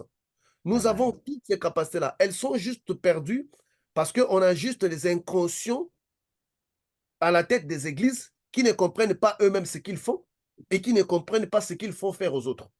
Mais quand on sait ce qu'ils ont fait, on ne serait pas étonné un jour d'être dans ta maison, tu n'es pas sorti, mais tu te retrouves dans une ambassade en train de prendre ton visa comme si dans un rêve, et puis tu te réveilles, ton passeport est à côté de toi avec un visa. Amen. Je me dis, mais à quel moment que je me suis chanté la halluciné, qu'est-ce qui se passe? Parce qu'il y a des dimensions en nous, quand on les découvre, on a peur de nous-mêmes. Yes. Je dis, mais dans quoi est-ce que je me suis embarqué? Qu'est-ce qui se passe? Quel est le prix à payer pour ça? Parce que c'est trop en fait. Ceux qui en arrivent là dans la magie, ils donnent des sacrifices énormes de vie et de vie. Mais dans les groupes spiritualité chrétiens, c'est gratuit. Et après avoir réalisé cela, on ne vous demande pas des offrandes parce que tu as fait ça, frère, il faut envoyer l'offrande potelée, l'offrande avec des graisses. Non, tu l'as fait, c'est pour ton identité. Du moins, quand tu lis la Bible, tu le lis avec une autre perception. Merci. Mettons qu'il y a des dimensions spirituelles qui sont dans le christianisme que les sciences occultes ne peuvent pas atteindre. Ils ne peuvent pas. Parce que les prix à payer pour atteindre ça, c'est tellement élevé que ça ne te sert plus à rien. Il n'y a plus aucun bonheur à cela. Donc, le frère Franck, tu es en train de te parfaire, tu as au moins découvert certaines des facettes de Dieu dans le serviteur de Dieu. Donc, que Dieu te bénisse encore une fois de plus, que tu comprennes que ce sont des opportunités qui t'arrivent. Ça, c'est ça la dimension adamique en nous, que nous sommes en train de restaurer. Et je sais que ça, c'est un début. Et je sais que ceux-là aussi qui n'ont pas encore pu réaliser ça, nous avons un mois avec cet exercice. Nous allons le restaurer.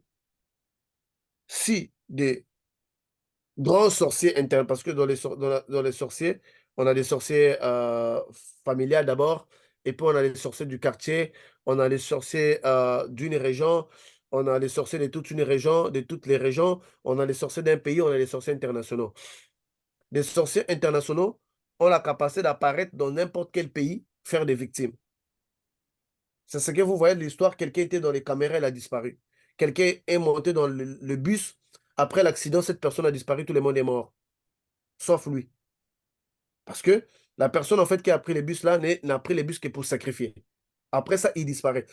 Nous, les chrétiens, nous sommes arrivés à perdre ces capacités-là à cause de l'inconscience et à cause des enseignements mal orientés vers la prospérité, en fait. Ce que Jésus avait rejeté au premier. Parce que quand le diable était venu, il a dit à Jésus de se prosterner, qu'il lui donne toutes les gloires de la terre. Jésus avait dit qu'on se prosternera, qu'il ne peut pas le faire, il doit se prosterner devant Dieu. Donc, malheureusement, il y a des gens qui se sont prosternés devant le diable, qui ont pris cet évangéliste terrestre, du bonheur terrestre, c'est ce qu'il prêche, qui est l'opposé, en fait, l'ennemi de l'évangile céleste, c'est l'évangile terrestre, qui est la prospérité, régner sur les gens, aller à l'église parce que tu veux devenir riche. Or, par la spiritualité chrétienne, nous sommes en train de restaurer ces vraies capacités-là de la Bible qui ont été perdues. Et tant qu'Adam, notre père Adam l'a fait, c'est ainsi qu'il a contrôlé les jardins, c'est ainsi qu'il s'est rencontré avec sa femme, peu importe les endroits là où il pouvait être. C'est ainsi qu'il a pu aller nommer les poissons. C'est ainsi qu'il a pu aller voler, faire tout ce qu'il pouvait faire là. Donc, c'est les capacités. Continue avec cet exercice. Ça te donnera encore plus d'aperçu dans les jours qui viendront. Que Dieu bénisse le frère, le Ouais. ministre Franck, pour qu'il Amen. continue encore de nous emmener encore ce genre d'expérience. Parce que si ça vient de moi, on dira que ah, lui, il a l'habitude de le faire. Ah, lui. Moi, je préfère encore que cela vienne de vous pour que vous montrez qu'il n'y a pas de personnes spéciales. Je ne suis pas spécial. Je suis un être humain comme tout le monde, je le répète, né d'une femme très pauvre. J'ai fait 9 mois comme tous les enfants. À la seule différence, c'est que l'Éternel regarde très souvent ces femmes pauvres qui n'ont rien à donner. D'elles, l'Éternel suscite des géants spirituels qui parfois ne passent pas beaucoup de temps de parler d'eux-mêmes. Mais quand vous allez dans leur profondeur, vous allez trouver que cet homme n'est plus, en temps rien n'est plus normal. En fait, moi, j'aime que cela vous arrive à vous. Quand vous le direz aux autres, on verra que je ne suis pas spécial parce que je veux que vous enleviez ça dans votre tête, que moi, je suis une personne spéciale. Je ne suis pas spécial. Sans ces mots-là qui me hantent. Spécial. Oh, tu es exceptionnel. J'aime pas ça. Je suis un être humain normal qui a fait 9 mois. Je suis normal. Je suis au-dessus de personne. Je bénéficie de la grâce que nous tous, nous bénéficions. Donc, si vous, déjà, dans votre conception, lui, il est spécial, il y a certaines choses que vous allez dire, bon, je ne peux pas les faire parce que je ne suis pas lui.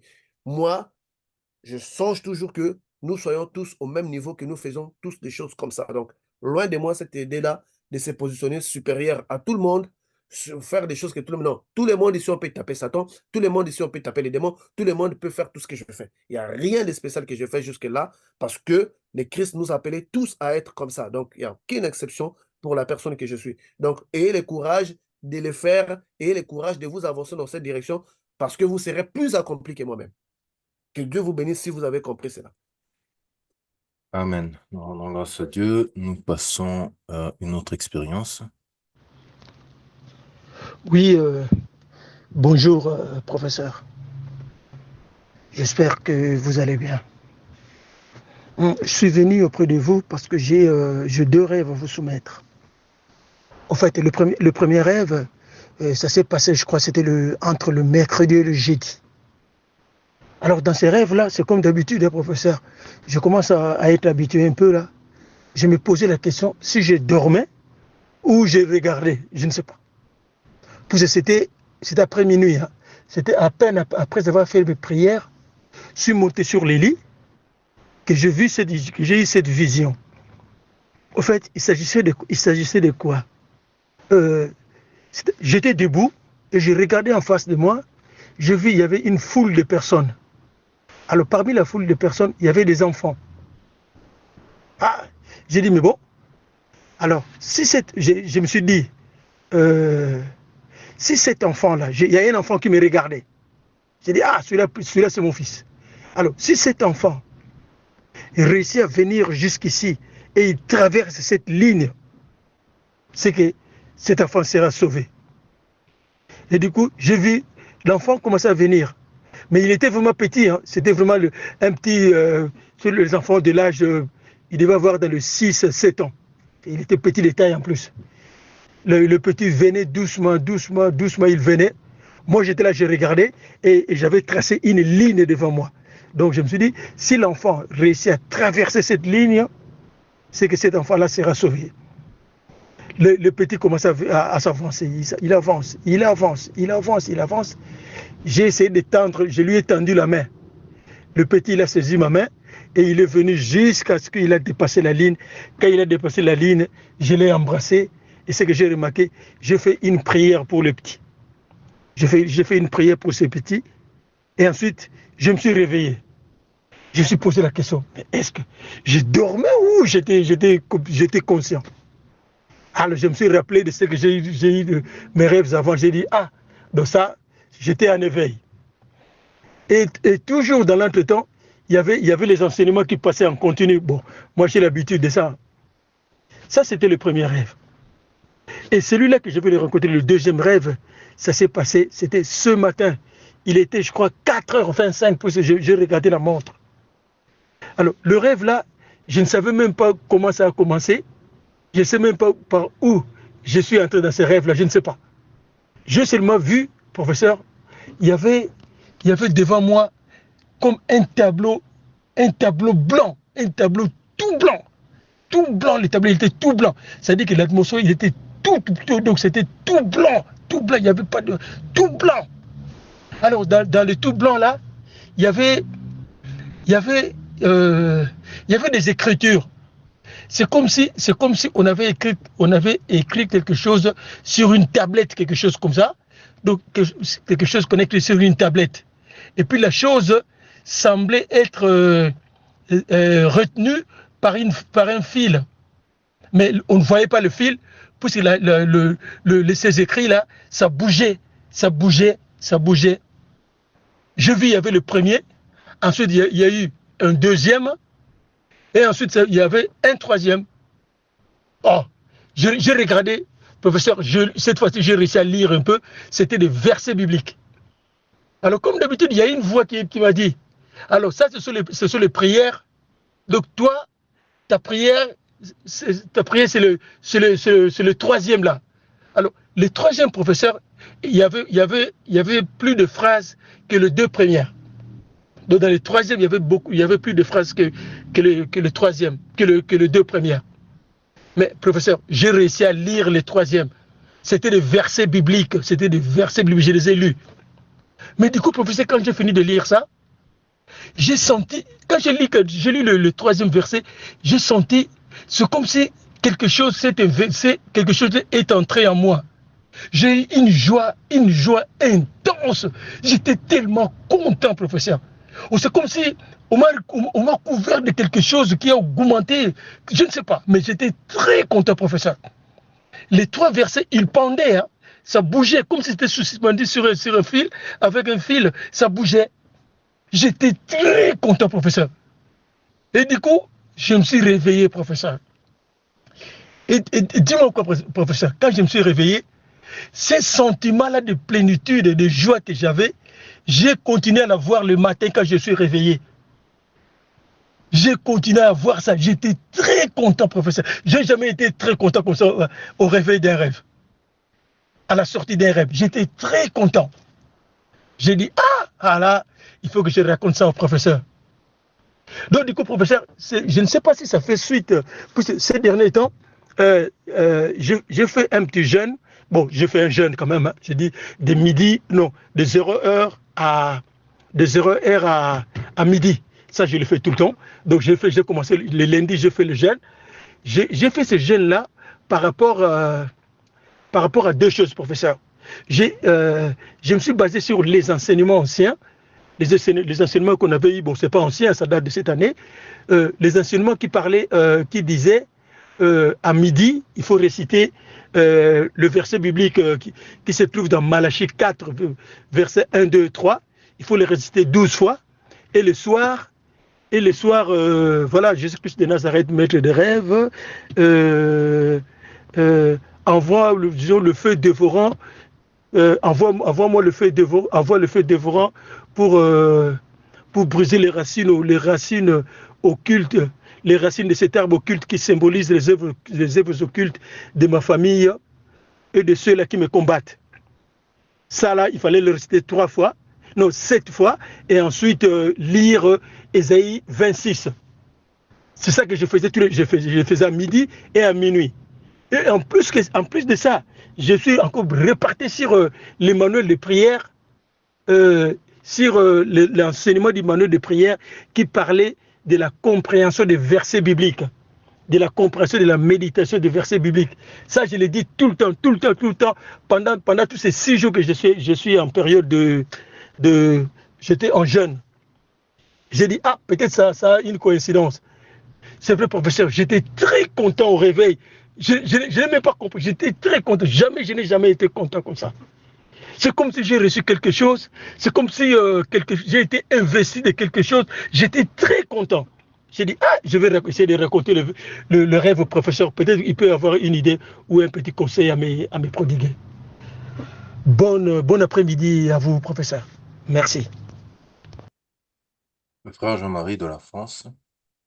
Bon, ça Chaque tableau représente une dimension spirituelle. Donc, nous avons le veille, nous avons conscient. Troisième tableau, ça représente les guerriers.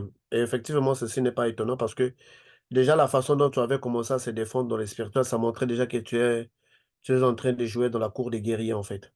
Donc, chaque tableau, le premier tableau représente l'éveil, le deuxième représente la conscience. Donc, maintenant, tes leçons sont écrites dans les dimensions de guerrier. Donc, tu es en train d'opérer, de travailler comme étant un guerrier parce que c'est victoire que tu as eu à arracher. Et même le décret, la façon dont tu poses un décret, tu dis que si cet enfant traverse cette ligne, il sera guéri. Tu vois, ça, c'est carrément le travail des maîtres, en fait. Ça, c'est carrément, c'est comme ça que les choses se font. Et dans les spirituels, on a toujours des décrets, on pose des limites, c'est-à-dire qu'on bâtit notre combat sur une réalité qui sont des déclarations, qui sont des signes, qui sont des quoi. Ce n'est pas à n'importe quel individu qui peut avoir ces réflexes-là de mettre une ligne, de dire à une âme de traverser cette ligne-là pour être guéri ou bien pour être quoi. Donc ça. Les trois tableaux ne sont rien d'autre que ton évolution spirituelle actuelle et tu l'obtiens à cause d'un travail dur. Désolé, nous pouvons continuer. Donc, ce que tu obtiens là, tu l'obtiens à cause d'un travail dur parce que tu travailles durement, spirituellement, ça il faut le reconnaître. Donc, tu te stabilises maintenant à la dimension des guerriers et continue de te voir ainsi, comme je l'ai toujours dit que le dimension spirituelle ou bien les niveaux spirituels que nous atteignons, on peut le perdre, tout comme on peut le garder, ça dépend du travail que nous sommes en train de faire.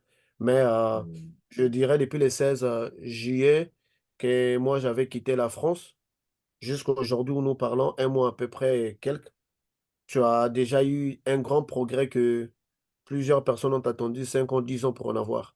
Donc, pour cela, je ne peux que t'encourager et te dire que continue dans cette direction-là parce que tu joues très bien, tu le fais très bien et continue dans cette direction-là. Continue de travailler durement, ne laisse rien pour passer.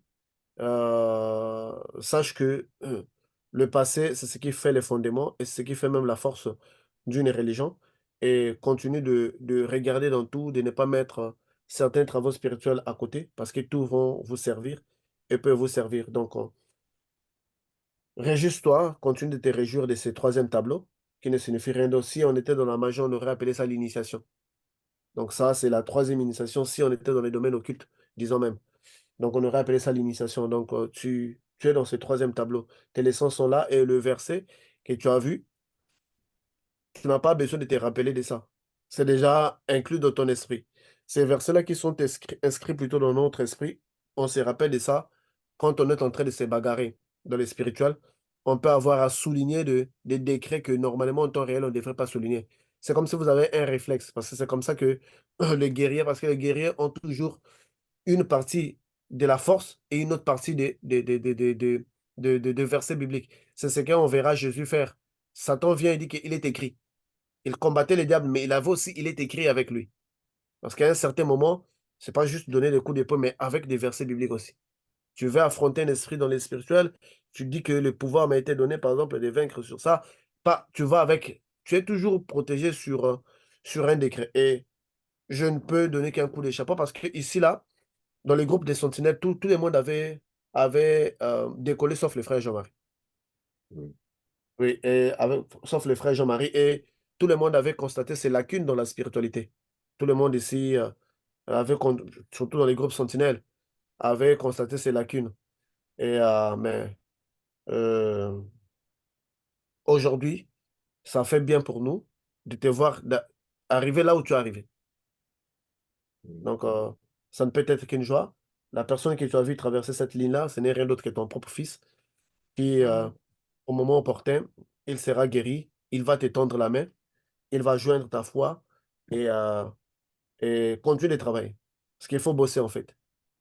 Et tu travailles bien, tu t'en sors bien et c'est vraiment bien pour moi, après un mois et demi que je sois parti de l'Europe, de te voir arriver là où tu es arrivé et je ne peux que remercier Dieu vraiment pour ta vie.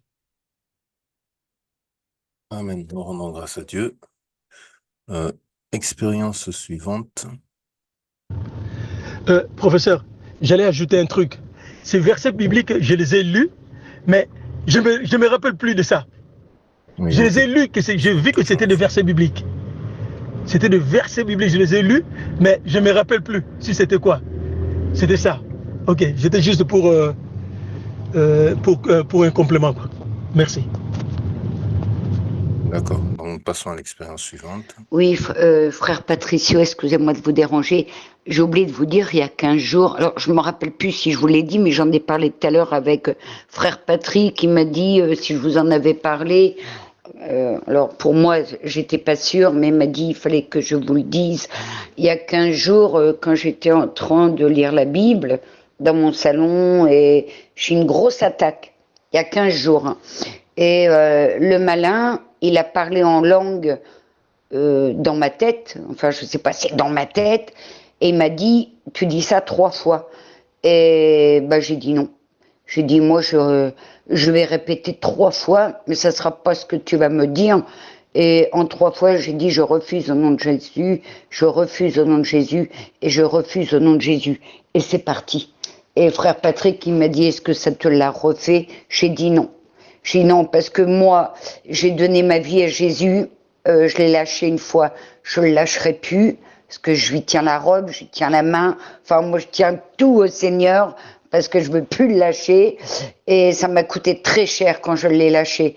Et le diable, eh ben, il sait que j'ai lâché le Christ une fois, et là, ben, il a essayé de retenter il y a 15 jours, mais là j'ai dit non, et puis quand je fais mes prières chez moi, je dis bien que la maison, c'est la maison du Père Céleste, j'ai tout donné à mon Père Céleste, le malin, il a plus de place, je lui ai dit, tu es déchu toi, et t'as rien à faire chez moi, voilà.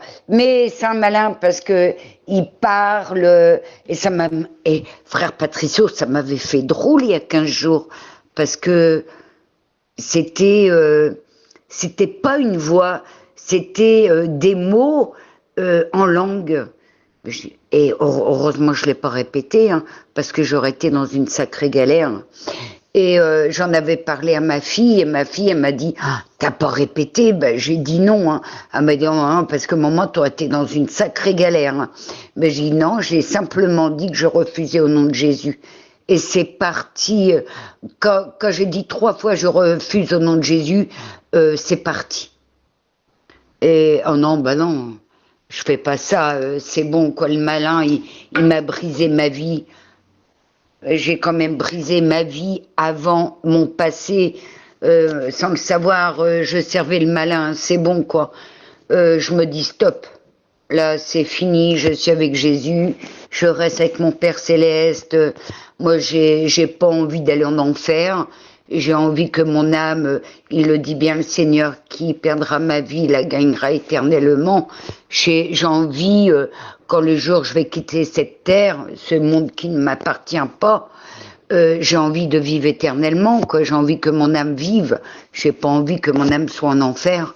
Donc je donne tout refus au malin, ça c'est clair. Là j'ai pas eu d'autres manifestations. Bon si l'autre fois il me fait des petits trucs, mais bon des combats on en a toujours. Mais c'est la première fois qu'il me parlait en langue. Et mais c'est pas sa voix, c'est des mots en langue, mais je les ai pas dit. Donc voilà, je voulais vous faire partager ça parce que frère Patrick, il m'a dit de vous le dire et je m'en rappelais plus de ça. C'est en parlant tout à l'heure avec frère Patrick que ça m'est revenu. Voilà, frère Patricio, je m'excuse de vous déranger parce que c'est vrai que je dérange tout le monde, moi. Restez bénis et puis que le Seigneur vous protège parce que vous en avez vraiment besoin. Et restez bénis, frère Patricio. Et la sœur Patricia de la France. Ok, oui, c'est bien comme expérience parce que vous savez, le diable aussi parle en langue. Cette langue, ça s'appelle Enochian. Beaucoup de chrétiens aujourd'hui parlent en langue de l'église, c'est la langue des démons. C'est pas du Saint-Esprit. Et cette langue appelée Enochian, c'est la langue des anges déchus, du malin, qui parlent cette langue. Donc, il y a des fois où quand le diable pousse les gens à parler cette langue en ouvrant des portes spirituelles, regardez bien ceux-là qui parlent en langue de l'église. Vous verrez que d'autres personnes n'ont même pas une bonne vie. Comment tu peux expliquer, mon frère, ma soeur, pendant que tu tu es en train de coucher avec une femme mariée, avec un homme marié, tu continues de parler en langue. Ce n'est pas Dieu. Le Saint-Esprit ne peut pas parler dans, dans un tel corps. Vous voyez ces personnes-là. Et vous voyez ces personnes qui vous disent qu'écoute, moi j'ai reçu les dons de parler en langue. Posez-lui la question. Quand il était dans le plein péché, même voire à détruire les sacerdoces, est-ce qu'il avait arrêté de parler en langue? Il continuait toujours. Ça montre déjà que ce n'est pas le Saint-Esprit. Cette langue-là s'appelle Enochian. C'est une langue de démons qui semble à être. C'est d'ailleurs cette langue parlée avec par plutôt beaucoup de pasteurs là, de faux pasteurs, des pasteurs magiciens.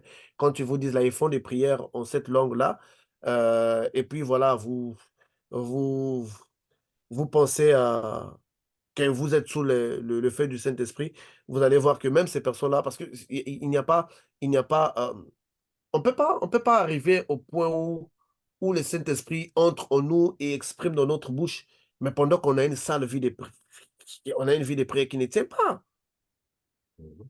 Il y a une vie de prière qui ne tient pas.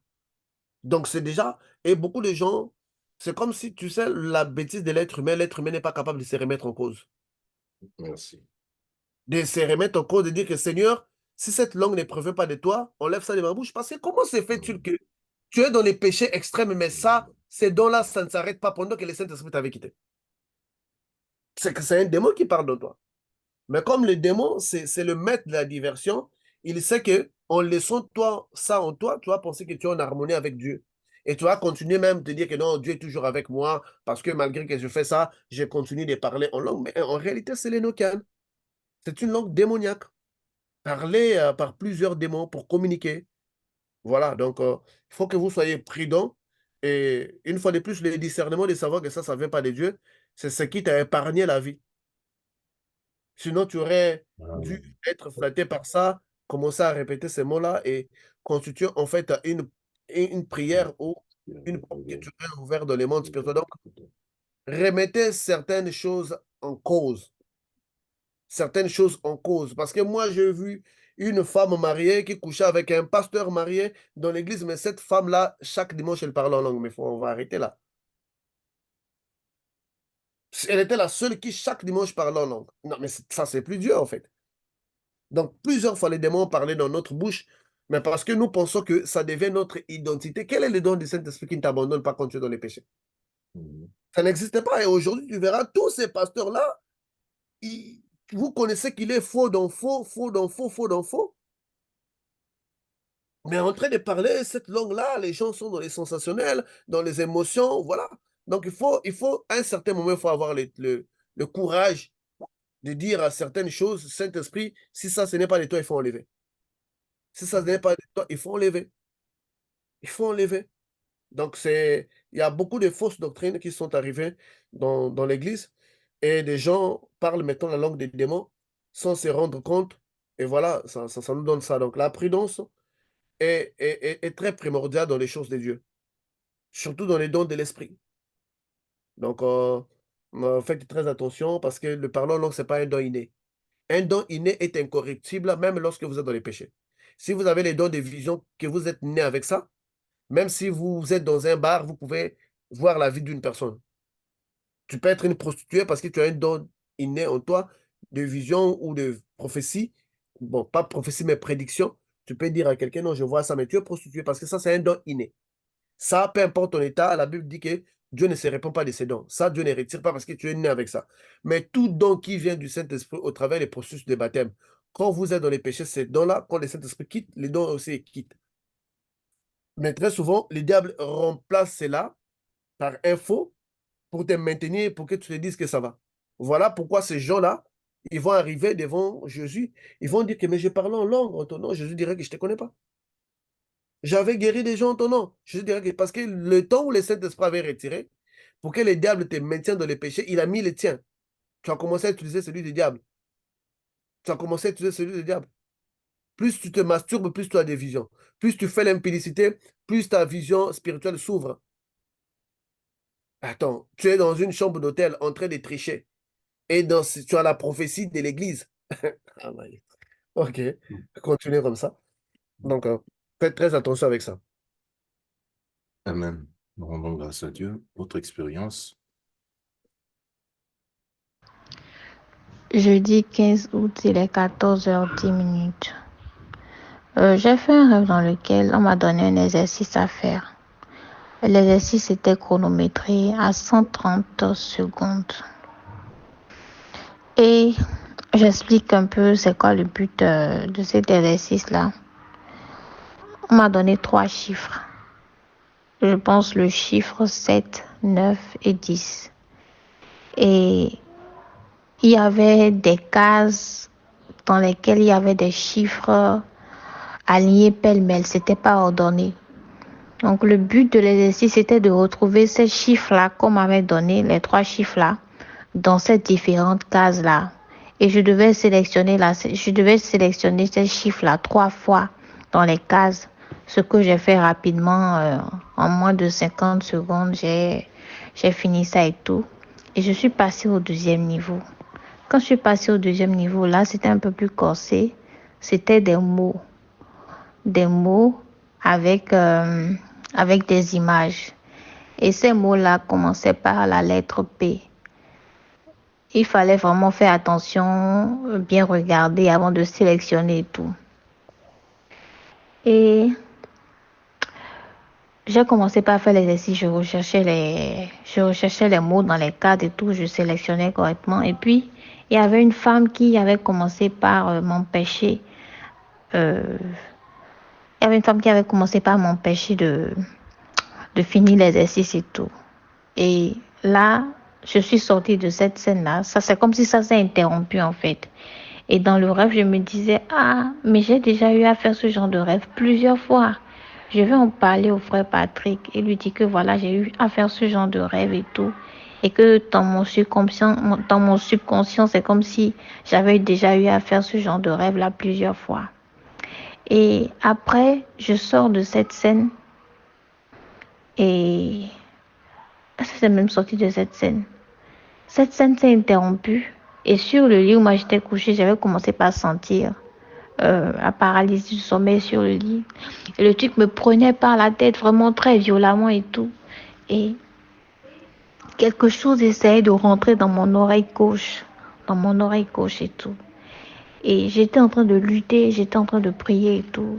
Quand je rentre dans un rêve, ce rêve dans lequel je rentre,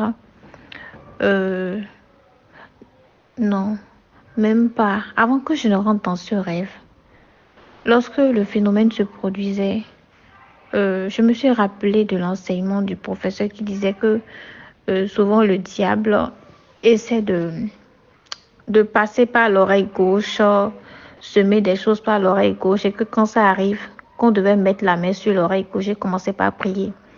Donc sur le lit, j'ai eu le réflexe de mettre la main gauche sur l'oreille gauche, pardon.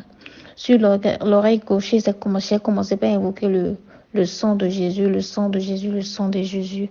Et après, je rentre dans le sommeil. Quand je rentre dans le sommeil, je me retrouve avec une dame et une autre fille. Et elles étaient dans une voiture. La dame était du côté chauffeur et la fille était du côté non-chauffeur. Et moi, maintenant, je me suis retrouvée sur le toit de la voiture, à l'extérieur en fait. Je me suis retrouvée sur le toit de la voiture. Et la fille, elle essayait de faire des choses pour me faire du mal, me faire tomber, des choses comme ça. Et la dame lui disait, ce que tu fais, ce n'est pas bien. Quand on est en équipe, on travaille en équipe. Et je me demandais, j'étais sur la toiture, le toit de la voiture, je me demandais, mais c'est quel genre d'équipe, c'est quel genre de mission, c'est quoi en fait le truc? Je me posais des questions. Quand on se retrouve dans une maison, moi je vois la scène, hein. Je me retrouve dans une maison, et dans cette maison-là, il y avait une dame, et il y avait 2 enfants, que des filles. Une a 8 ans, l'autre a 10 ans. Et la dame, je ne sais même pas qu'est-ce qui l'a animée. Elle a commencé par étrangler la fille de 10 ans là. Elle a étranglé, c'est comme si la petite dormait, elle a étranglé dans son sommeil. Et puis la petite, je ne sais pas si elle est décédée. Et je regardais la scène et C'est comme si des gens sont venus demander à la dame, mais qu'est-ce qui se passe?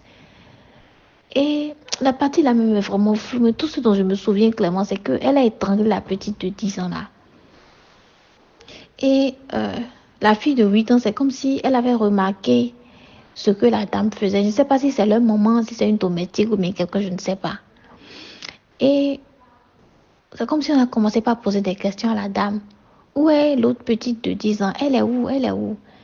Et elle disait qu'elle est couchée dans la chambre et tout, et que depuis elle ne s'est pas encore réveillée, et que jusque-là, il est 10 heures passées, elle n'est pas encore réveillée, des choses comme ça. Et la petite de 8 ans disait, non, c'est faux, c'est pas ça. Et elle lui disait, c'est faux, c'est pas ça. Tu veux dire quoi par là? Qu'est-ce que tu veux dire? Elle a commencé par frapper la petite. Moi, je voyais la scène. Et puis, je me suis réveillée. J'ai pas compris ce rêve-là. On travaille en équipe et me retrouver maintenant quelqu'un qui étrangle un enfant de 10 ans. Comment toutes ces choses-là, ça me fatigue. Donc, c'est ce que je voulais enregistrer.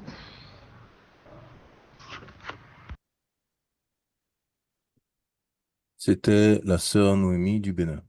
Bon, je ne vois aucune chose de nouveau parce que l'équipe là, c'est en fait cette mission-là d'aller étrangler, de tuer les enfants. C'est la même mission. C'est la même mission. C'est une continuité de ça. Elle parle de cette dame qui parle de cette équipe-là parce que c'est comme ça. L'équipe, il s'agit de l'équipe d'aller nuire. Parce que quand tu vois le premier niveau, deuxième niveau, ça c'est ton évolution spirituelle. Ben, ton évolution spirituelle se trouve actuellement au deuxième niveau, mais elle essaie de te perturber pour que tu ne puisses pas continuer, pour que vous puissiez continuer les missions avec elle. C'est exactement ce que tu as vu là. Et vous allez vous étrangler, vous t'es dit qu'elle est en équipe. C'est cette entité-là, en fait, qui sait que par ton évolution spirituelle, il risque de perdre le contrôle ou bien les monopoles de cette mission-là. Voilà pourquoi, au deuxième niveau, déjà de mettre les choses en ordre, elle essaie de te perturber, de t'empêcher de le faire. Donc, ce qui veut toujours dire qu'il y a toujours des problèmes réels avec cette dame-là, qui t'emmène dans ces missions de, de, de, de, de détruire les enfants. Donc, il faut toujours encore continuer dans la prière dans ce sens-là, jusqu'à ce que nous trouvons la solution. Mais quand elle parle de l'équipe, elle sait de quoi elle parle. Donc, c'est pas pour la première fois que tu as vu ce genre de scène où les enfants, la vie des enfants est impliquée. Donc, c'est toujours pareil. Donc, faut qu'on continue de travailler sur ça jusqu'à ce que tu atteignes la totalité de cette délivrance-là pour que tout cela s'arrête. Sinon, elle va t'emmener gauche à droite en entrant par toi, par la paralysie. Et puis, voilà, une fois qu'il a les contrôles de ton corps, il t'emmène là où il veut, il fait ce qu'il veut. Mais toutefois que tu es avec elle, c'est toujours considéré comme une équipe. Vous le faites à deux. Parce que les démons s'approchent sur les humains pour accomplir ce qu'ils veulent sur les humains. Donc, c'est ça. Ça, la signification du rêve. Amen. Merci, professeur. Expérience suivante. Oui, oui, oui.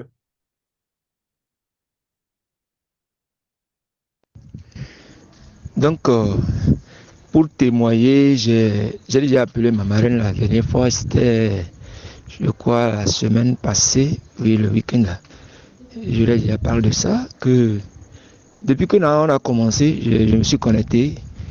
Donc, les histoires de femmes de nuit, tout ça là, ça a cessé complètement et totalement. Sinon, il n'y a pas ce jour-là. Sinon, c'est au plus 2 ou 3 jours, ça se reproduit et on t'abuse dans le sommeil. Et quand je mets ça me fait tellement mal, ça me fait tellement mal. Mais je n'avais pas le choix. Mais depuis qu'on a commencé, je me suis connecté jusqu'à aujourd'hui là, et j'ai commencé par prier, on a commencé à prier sur cette histoire. Je n'ai plus vu. Ça a disparu complètement. Ça, je rends grâce. Ça a disparu. Maintenant, pour les rêves, vraiment, tu es en train de restaurer beaucoup de choses. Et par exemple, hier à aujourd'hui, ça ce matin, j'ai vu, Dieu m'a amené à... Je suis allé, il m'a amené dans un sous-sol. Et là où on a caché, bon, je dirais mon boulot. Je dirais mon boulot. Parce que dans la révélation, Dieu m'a montré et j'étais là et on dirait à quelqu'un, mais ton travail qu'on a volé, qu'on a caché, donc, et celui qui l'a fait, on est en train de le gronder. Pourquoi est-ce que vous devez faire ça? Et c'est en même temps que j'ai entendu cette voix, le truc m'a amené dans le sous-sol, là où on a caché vraiment mon métier, mon travail.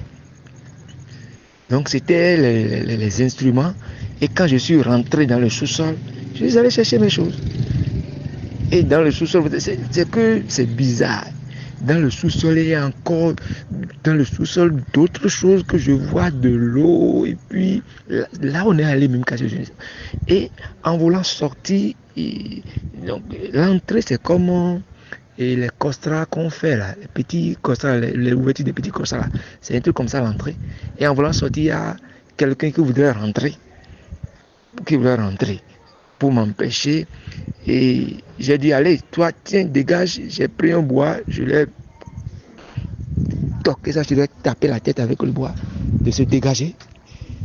Et c'est comme ça, je me suis réveillé. Donc, mais quand même, dans le truc, c'est que je suis sorti, quoi. En le faisant ainsi, bon, rien ne m'a plus arrêté avant que je me suis réveillé. Donc, j'ai compris que vraiment, le Seigneur a combattu pour moi. Et je rends grâce. Donc, voilà, c'est ce que je peux dire. D'entre parmi tant de choses, donc, je tiens à partager cela aussi avec vous. Donc, merci, professeur. Non, je ne connais pas le frère en question. Ok. Déjà, ce qui nous intéresse, c'est la partie de la délivrance. Amen. D'abord, les femmes de nuit, le processus s'est arrêté dès qu'il a commencé à nous écouter. Ça, c'est déjà une très bonne chose et de récupérer son travail perdu, qui a été emprisonné. Parce que c'est ça que je dis aux gens. Il y a beaucoup de gens qui vivent des situations, ce sont des situations provoquées par les esprits.